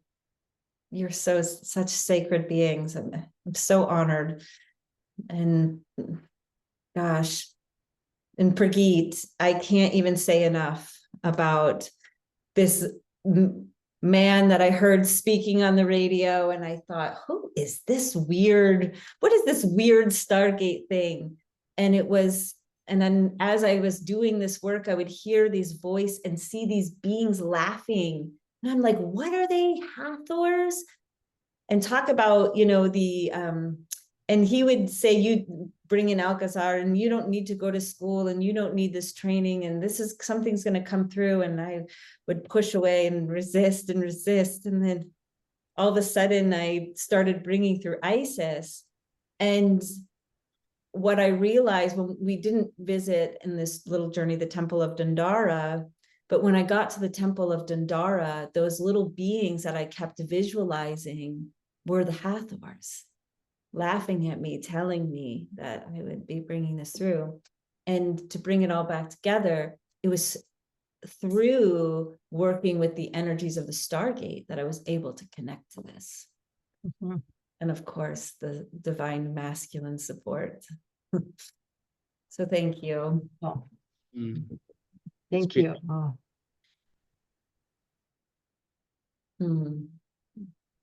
Okay, we're going to visit one more temple. And this was the last temple of our journey. Also very significant. It's Sakara, where the step pyramids of Dozier was. And in Sakara, there was a lot of burial grounds in there. Also, there was tombs that we went into that were incredible. Here we are walking down to the tombs. It was about 100 degrees that day. And there's always interesting characters to meet on the way. And there's the entrance to the tombs that we went into. There was huge tombs underground. And this is where we got to dance with the orbs. So here's a picture of the underground caverns in these sarcophagi that were many tons heavy. And again, this was an incredible phenomenon. They have no idea how these sarcophagi could get underground in these tombs. They still don't know how this happened because the granite that created all this was like 200 miles away. So again, additional phenomenon of higher technology that needed to be utilized. And when we were there, there was a lot of us that were capturing orbs. They were all around the tombs. So a lot of people have them on their cameras, on their videos, and we're going to be able to show you examples of the orbs in the next video. As the cameras rolled in this extraordinary location, a peculiar phenomenon unfolded before our eyes. While capturing the essence of this special place, orbs or energy inexplicably appeared on the screen of a camera phone, and what made this occurrence particularly intriguing was the absence of any visible dust in the surroundings. The unexplained presence of these orbs added an unexpected layer of mystery. In the absence of a rational explanation, we found ourselves contemplating the possibility that perhaps the ancient energies of the site were manifesting in a visible way. the secrets of this special place linger, making us ponder the deep link between the heavenly and the everyday. Great, and there's one more video we're going to show that is actually where I was captured with orbs all around me as well. It was a very special place. This is a very hard challenge. Okay? What? With some? Yes. Why there is like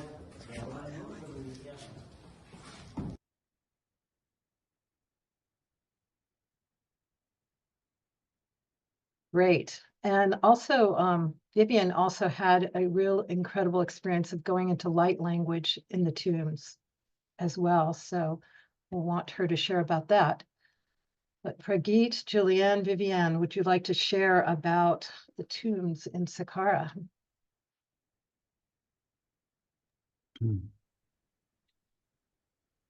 Well, again, it was just an incredible experience. And just feeling that the strangeness of that place and some of the different energies, because I was also feeling some of the heavier energies there as well. And it was not a pleasant feeling to me. It was also interesting, and Viviane, I know you have a lot to say about this. Mohammed showed us as we were leaving, there's like almost as if there was a production line of these giant tomb things, and there were a few that were left unfinished, as if whoever was creating those had to leave in a hurry. So it's sort of an intriguing side note.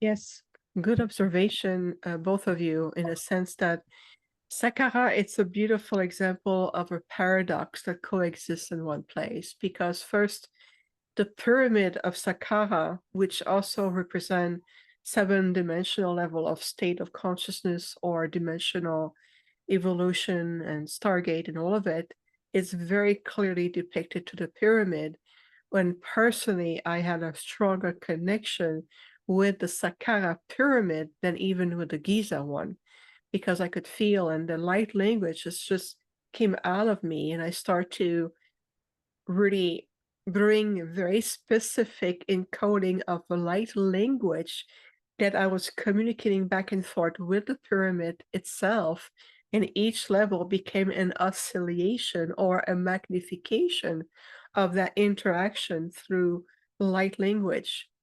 But like what Debra mentioned in terms going into underground, I was unable to move beyond a certain point. My team went and says, we want you to leave this place at once, because I could see the original usage for these, container that was very thick, very heavy, very much aligning. If you look at the symmetry, they were in almost like in a very juxtaposition alignment with each other, and it was like in like a diagonal energies. There was a diagonal, and when you walk through the corridor, you were like in that X of that energy. You were caught right in that beam, and I start to get memory and very clear vision of what they're used for.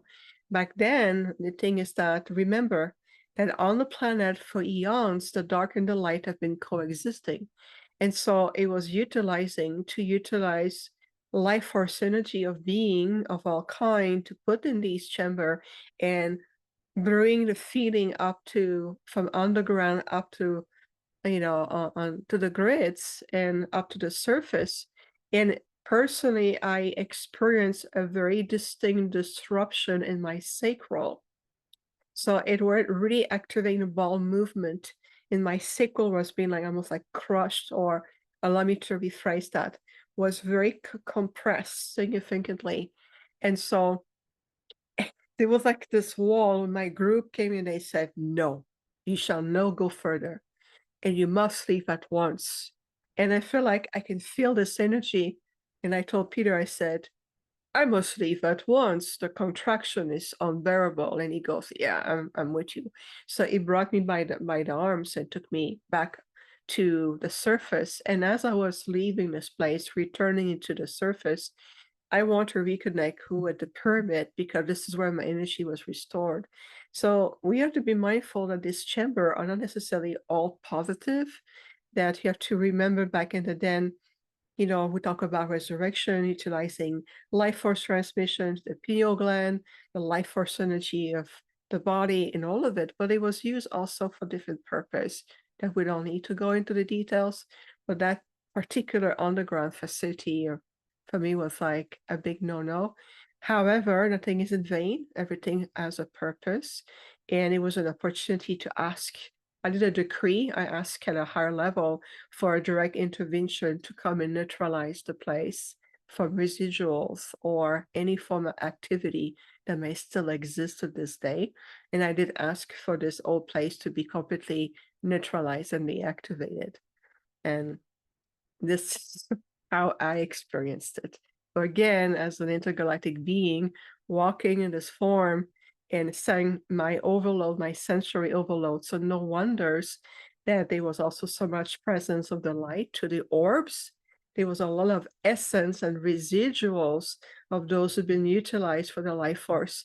So there was a counterpart of the light as well. And also the word that I'm getting right now, it's a liberation of all of this stored energy so they can be returned to the light and into higher octaves of transmutation. So again, everything serves a purpose. But once that was put in motion, I exited very quickly.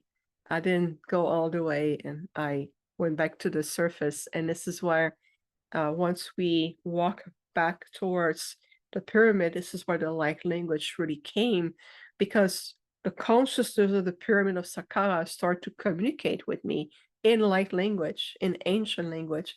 So I was responding back and forth, but again, we were interrupted. And this time it's Mohammed's wife who came rushing, says, stop, stop. You're not allowed to do this, because my hands were moving in weird ways in the air. And it was offensive to those who were guardians of the site. So I put my hands in my pocket. I turned around and I said, yes, we live in peace. There's nothing to see. My hands are back in my pocket, but it was already done. The work was already done. That's the beauty of it. So I like to bring a bit of sparkle of humor, if that's funny at all, but I think it is. Wow. Yeah, we were both with you, Viviane, when in that moment outside of the Sakara step pyramid. Yeah. When that transmission came through. And it's wild because it really, we were there for like 2 or 3 minutes before they wanted to shut it down. Yeah. And okay. So it's very interesting. Sakara actually means sacred, which is just a beautiful thing to share. And it's interesting what you just said about all of those orbs. Can you say that again, of like they're like what they are or were? Well, we will gladly bring our interpretation, but I will also would like to know Debra's own personal experience with the orbs or your own. But to us, when we look at all the multitude of orbs that was flying off around Debra and other people caught on camera, first, you see that many so clearly through a 3D device, that's because they want you to know they're there. Remember, it's a conscious communication. It's a form of communication.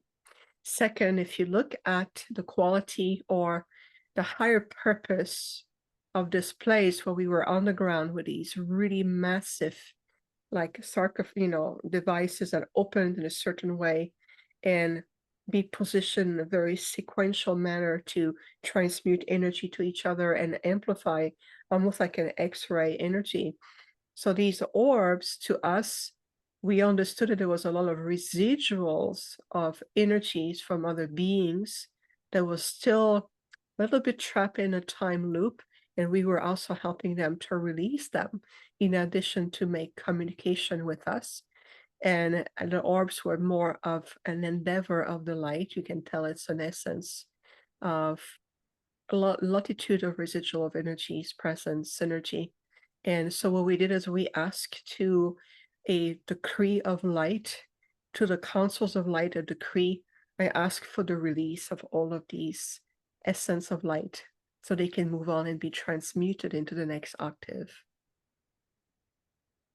Beautiful. Yes, I assume they were beings that were present with us. And what was so amazing that everyone was seeing them and experiencing them and capturing on their photos, because a lot of times they only show up for certain people and certain cameras, but everyone was experiencing them. So I don't know if it was just our group or other people that go down there experience all that, but a lot of us experienced them and saw them. It was really amazing. Yeah, so we're getting to the close of the hour, and what was true about the Egypt trip is that it wasn't an ending for a lot of people. It was another continuation into Greece, because the tour continued to Greece, where 1,000 people of the Stargate community went to the island of Greece and had another 4 or 5 days of connection. So the energy of the Egypt trip continued. So we have a video to show, and I'd love for you to share some of the highlights of what that was all about.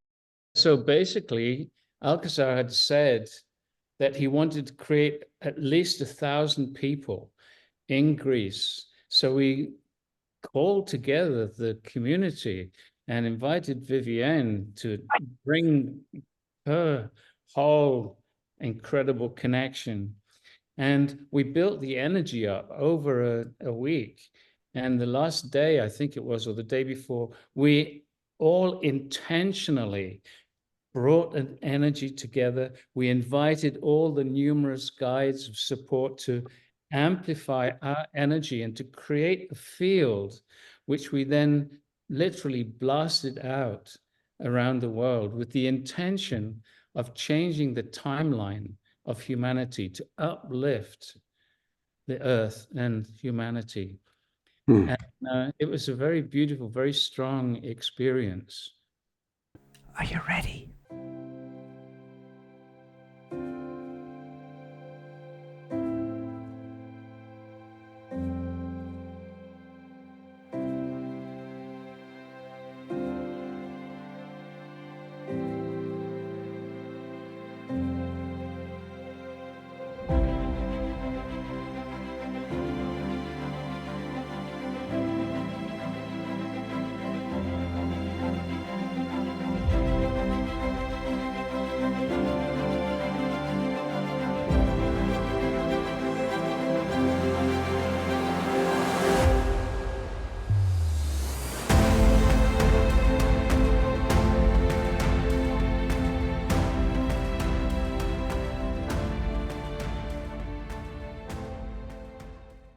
All the guides, bring your energy into our physicality right now. Allow us to be a vessel for the highest potential outcomes, the highest energy for humanity as a whole, for oneness here on this earth, for abundance, for love, and more. for freedom. Feeling your superconscious, bringing energy to you, opening your physicality to receive the energy from all these guides, asking for more, each one of you asking for more, and allowing these energies to start to flow into you, and consciously now radiating this energy out around the world, around the morphic field of humanity. And as you radiate it out, asking for more, asking for a stronger energy in this space, asking for more to flow through you, radiating it out, and more. Each one of you asking for more from the guides to flow through you, asking on behalf of humanity, and more, radiating it out, feeling these waves of love moving around and around the planet, touching the hearts and the energies of millions. When we're working on something like the 5 aspects of the new human, of love, inner peace, joy, happiness, gratitude, and oneness, you can use these techniques to bring that energy into your body.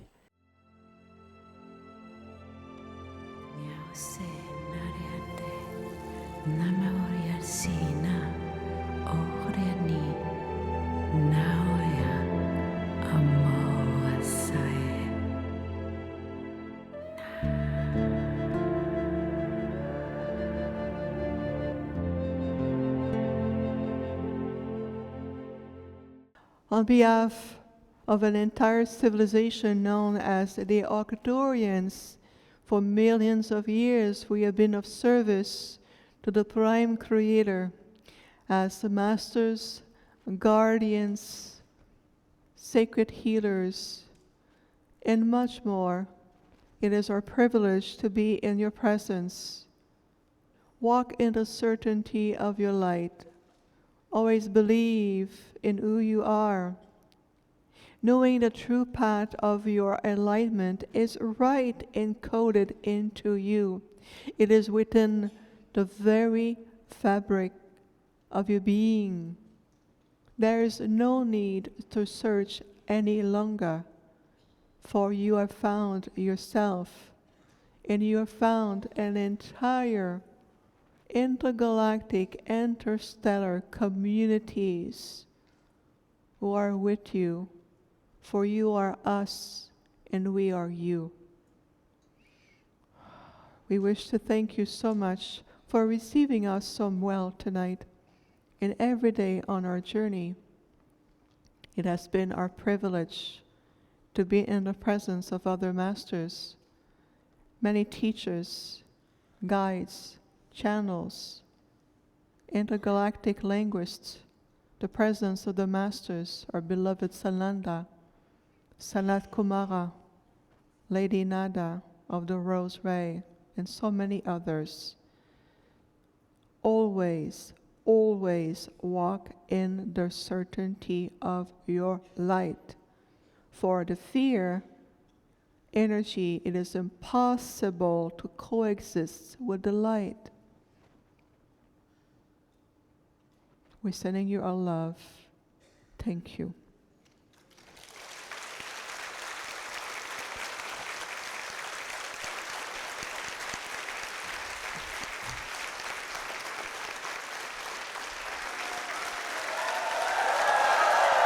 Yes!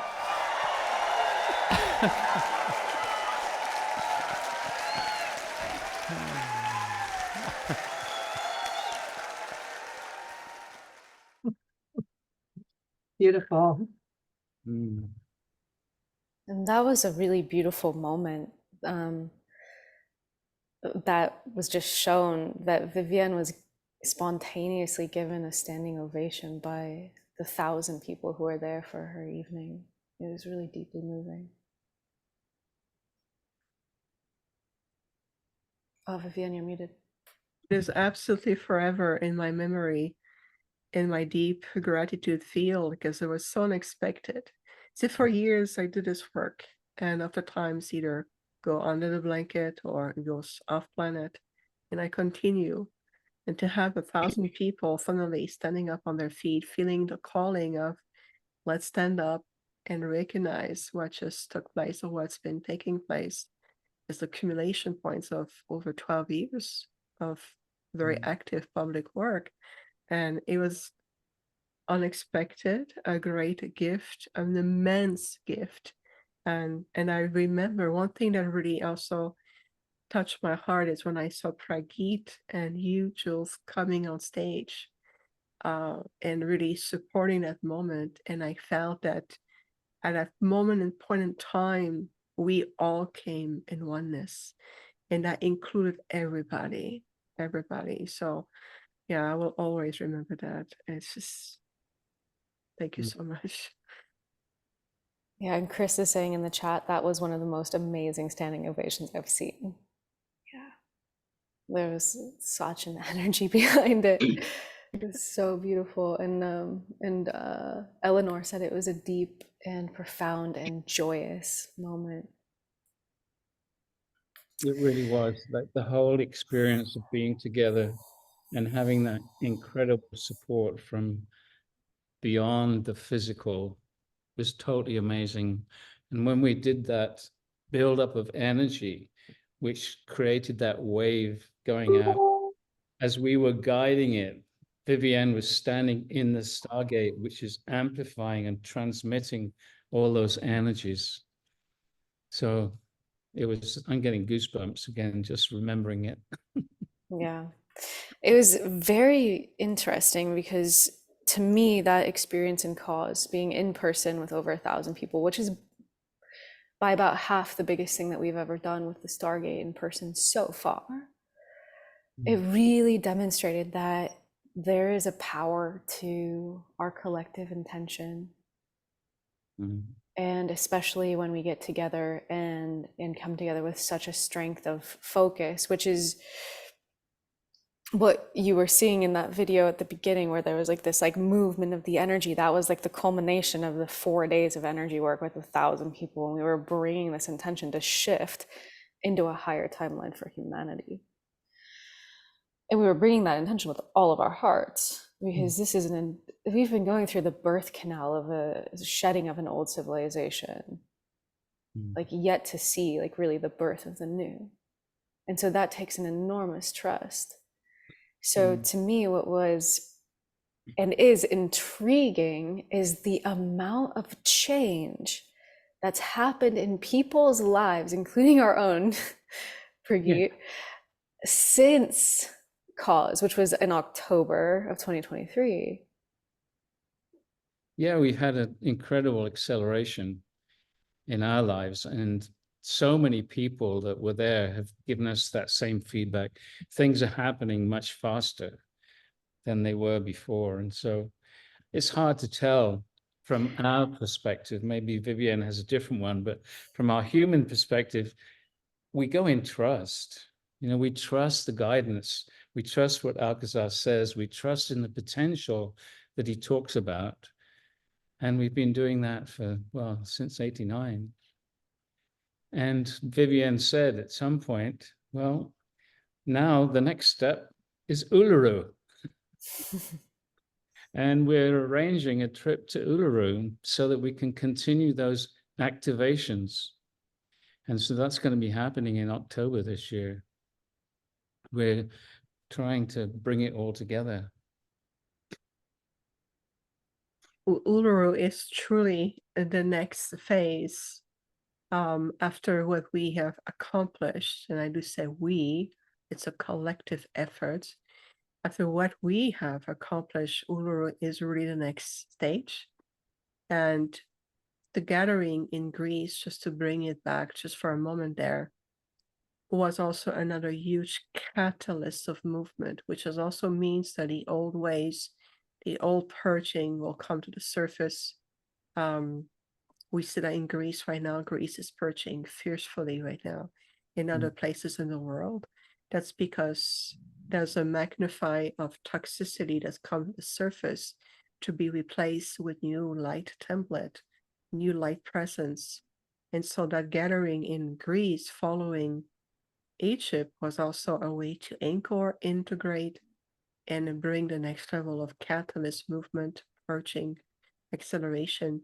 So this year, which is a different timeline, it's the beginning of a triple gateway. So Uluru is the next phase, and I can tell there's a lot of guardians and elders and beings of light and aboriginal tribes who coexist in the etheric field, who are already aware of our presence, because it's already exists in the quantum field. We're simply going to materialize this physically in this reality in what we call the time frame of October. But it really is the next huge task. And we were very much looking forward to it. And once again, it will be all together as it needs to be to come to full circle and to really bring the significance of the changes of the timeline we're going to establishing ourselves in the timeline that we want to evolve in, basically. Just to simplify it, but it's going to be much more. But yes, Uluru, here we are, here we're coming. And for those of you who might not know, Uluru is a giant rock in the middle of Australia that, Viviane, you have said is actually one of the most important portals for the planet. Yeah.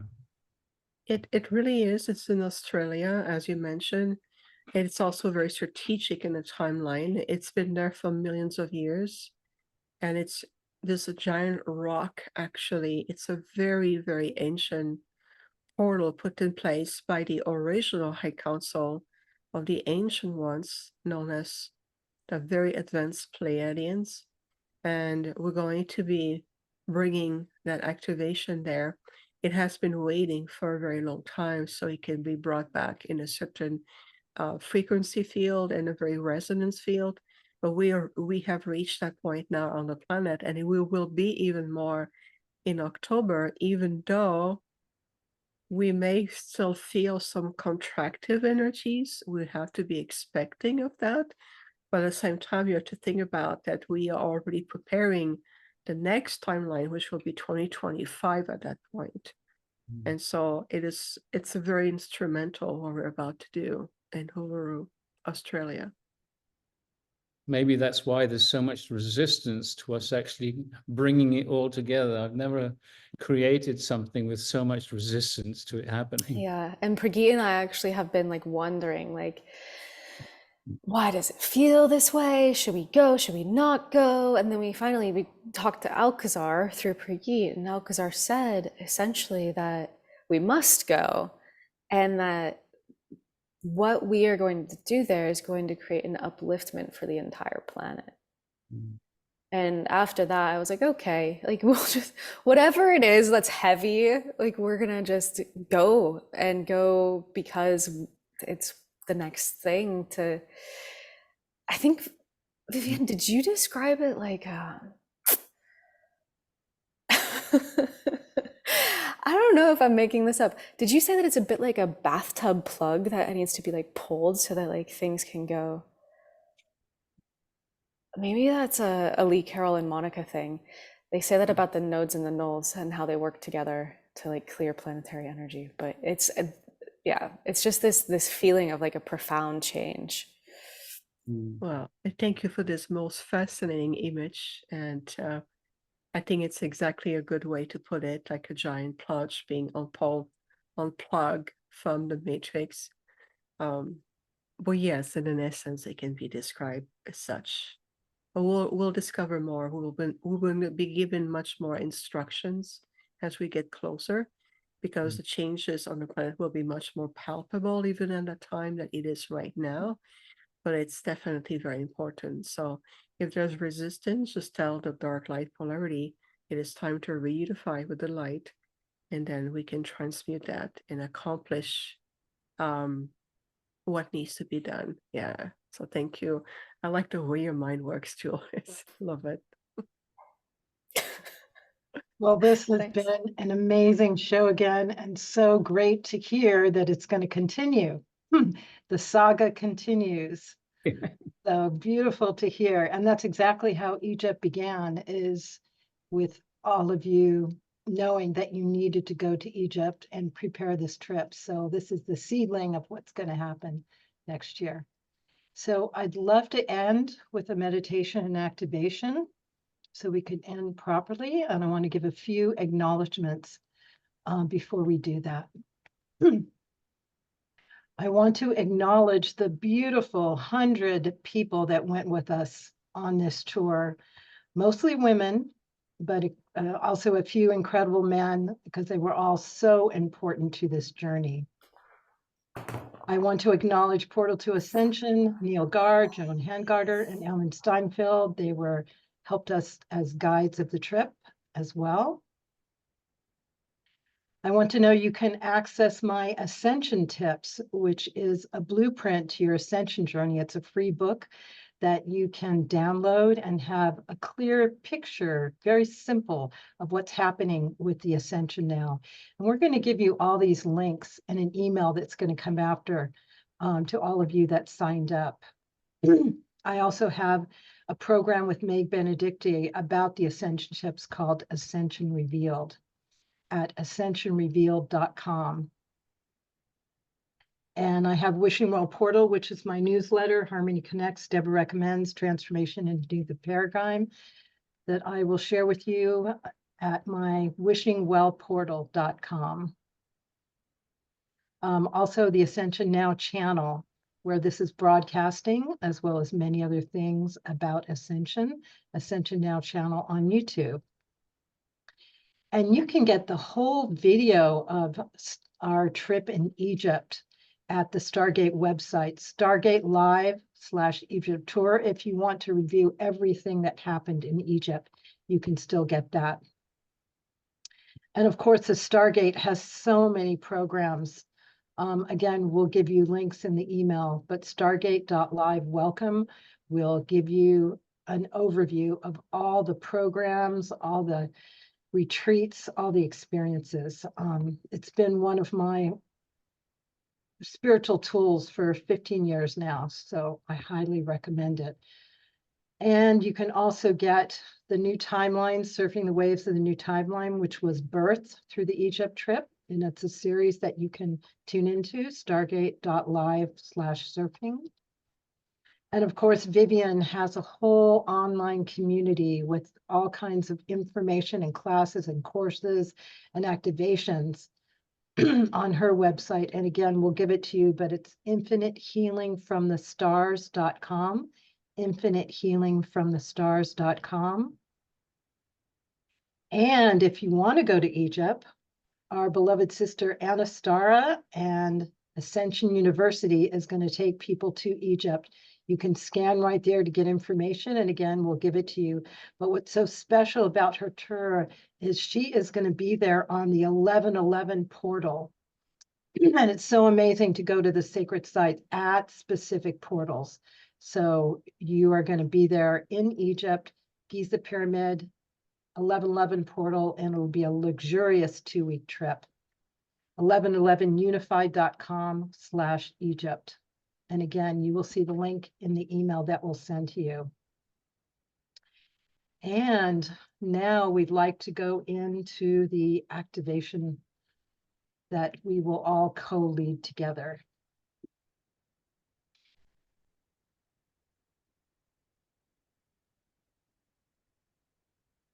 And enjoying. Would you like to start, Prageet, and then Julianne, and have Viviane come in? Okay, so just invite everyone just to close your eyes for a moment and just connect to the hundreds of people all tuning into this moment of now. Can you feel already an energy building up as we intentionally connect? Let's also invite Isis, which we've had a beautiful energy coming through. Just invite that energy to join us as well.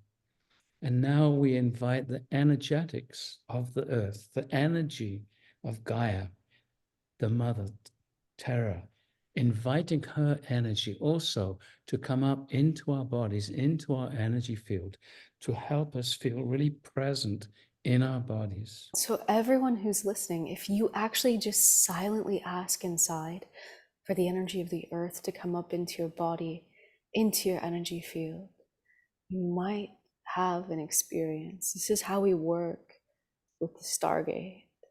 So just the invitation, connecting to the earth, the intention, connecting to the energy of Gaia. And now we're going to ask each one of you just to allow for the possibility that if you invite the consciousness of the Stargate, it will actually respond to your asking. So just asking inside for the presence and support of the consciousness of the Stargate. And so we're calling for the consciousness of the Stargate, an etheric Stargate, to come and form around us. And again, just allowing for the possibility. There's nothing to do, just relaxing and just to feel. For now, we're going to ask the Stargate to start to create for each one of us a raising of the vibration, surrounding us with higher and higher frequencies, vibrating us faster and faster, very gently, uplifting our energy field. And just if we can hold the intention of allowing our energies to be gently elevated, just allowing, relaxing, and perhaps you can just feel these gentle energies coming to you. And so we're going to ask these frequencies to resonate now at the frequency range of the 12th dimension. So just asking for the 12th dimensional energies to hold you, embrace you, and support you. So we call for a strong 12th dimensional energy field in our etheric stargates, in all the stargates around the world. Just inviting a 12th dimensional energy field to vibrate you. Very good. And in this space, we invite you to call one of your guides or a being that you're connected to, be it the angelic realm or the ascended masters. Who do you wish to invite into this meditation, calling them forth? And so we're calling for the presence of our guides. You can call. Invite them to come closer. And so now we would like to invite Viviane and her incredible entourage to continue this meditation. And as you keep connecting with your guides, to feel the aspect of the 12th dimension activating gently within you, the 12 points of your own chakra system, to bring a unified field between the universal and the earth aspect of your chakra system. So we invite you to keep breathing and welcoming in your field this beautiful activation, remembering that you are receiving exactly what serves you the most. The goal is to bring back unification and releasing any form of distortion, whether it is through the experience of fear, stress, anxiety, or any other form of mental and emotional limitations. So imagine and feel within yourself being restored, refreshed, balanced, as your 12 points of your chakra system are now restored in complete alignment. And now to your heart center, we invite you to feel and see and welcome with open arms the divine archetypes of the divine feminine and the divine masculine energy of Prime Creator, restored within you, within the sacred chalice of your heart, in your being, in your entire body, in all dimensions of your life.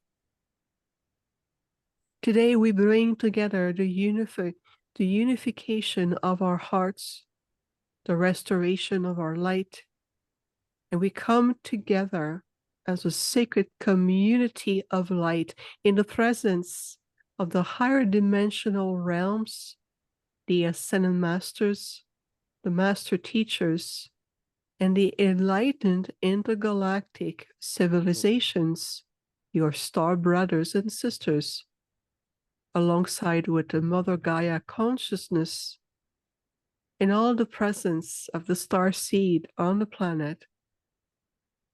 It is time for all of you to remember deeply your original point, your cosmic, divine, multidimensional nature. It is time for all of you to regain your sovereignty, your freedom, and to reascend back again into a higher state of living and sacred embodiment. And for now, we invite you to see and feel that you are bringing from the 12-dimensional aspect all of your energy and consciousness back to your physical form, reintegrating in full consciousness back in your body, your reality, your space, to feel refreshed and yet grounded in loving presence, and to feel the strength, this light, this radiance in your heart, and your mind and your soul fully return now, integrated. Let's take a deep breath in and release. Allow yourself to be fully returned in 3, 2, and 1. Return, return, return. Welcome back, everyone.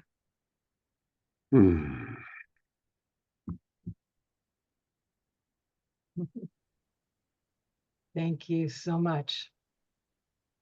That was beautiful. The whole show was amazing, as always, especially when you three get together. And Michelle, you were great as well. Thank you so much for that very important transmission that you gave us. I'm going to put some contact info in the chat that you can go of what I talked about, including the links to Stargate and Viviane, and signing up for the Awakening World, which this program is on now. This is a special edition of the Awakening World. So thank you so much, Debra, for all of your work, dedication, and tireless ongoing work that you do for all of us. It was an impeccable presentation, and we appreciate the mastermind energy behind it. Thank you. And thank you, Debra, so much for all the love I know you put into the curation of those videos. The footage really, it speaks volumes, what you were able to share. Thank you. Yeah, it's brought back beautiful memories. And it's been really wonderful just sharing this with your audience. It's been a great delight, and thank you again for the incredible energies you put into this. Love you all. Love what you do. Love what we all do together. Now we'll bring Scott back. All right. Did you want thank to you. share, Michelle? I just wanted to say thank you, because you have really been holding this light as a teacher and a guide for the divine feminine. And you kind of stand with a flame guiding everyone. And so I just want to honor you for who you are and what you bring to this world. Thank you. Thank you. And we just have to add the divine masculine that Scott carries. Yeah. Yes. Welcome, Scott. Yeah. Oh, thank you. And for those of you who are not part of the Global Peace Tribe yet, please come join us. Just go to globalpeacetribe.com, globalpeacetribe.com, and you can learn all about the different shows that we do. We do 2 or 3 shows every week, or something on Wednesday night and Saturday night, and then special events. And then click register for the new season, and that'll take you to our registration page. And join us. It's a wonderful group. All of our shows are dynamic. All the people you've seen tonight are wonderful examples of our regular presenters. We have amazing people and wonderful co-hosts like Debra Giusti and many other people. So this is a couple of the shows we did last week. We did a show all about embracing self-love. And then we came live from the Soul Search Enlightenment Expo, and that was really a lot of fun. We also going to be doing another show with Marianne Williamson soon, and we always have great things planned. So join the Global Peace Tribe. Also want to let people know this Saturday night, we're going to be coming to you live from the Haven in Ashland. A lot of the Twin Ray community are part of the Global Peace Tribe.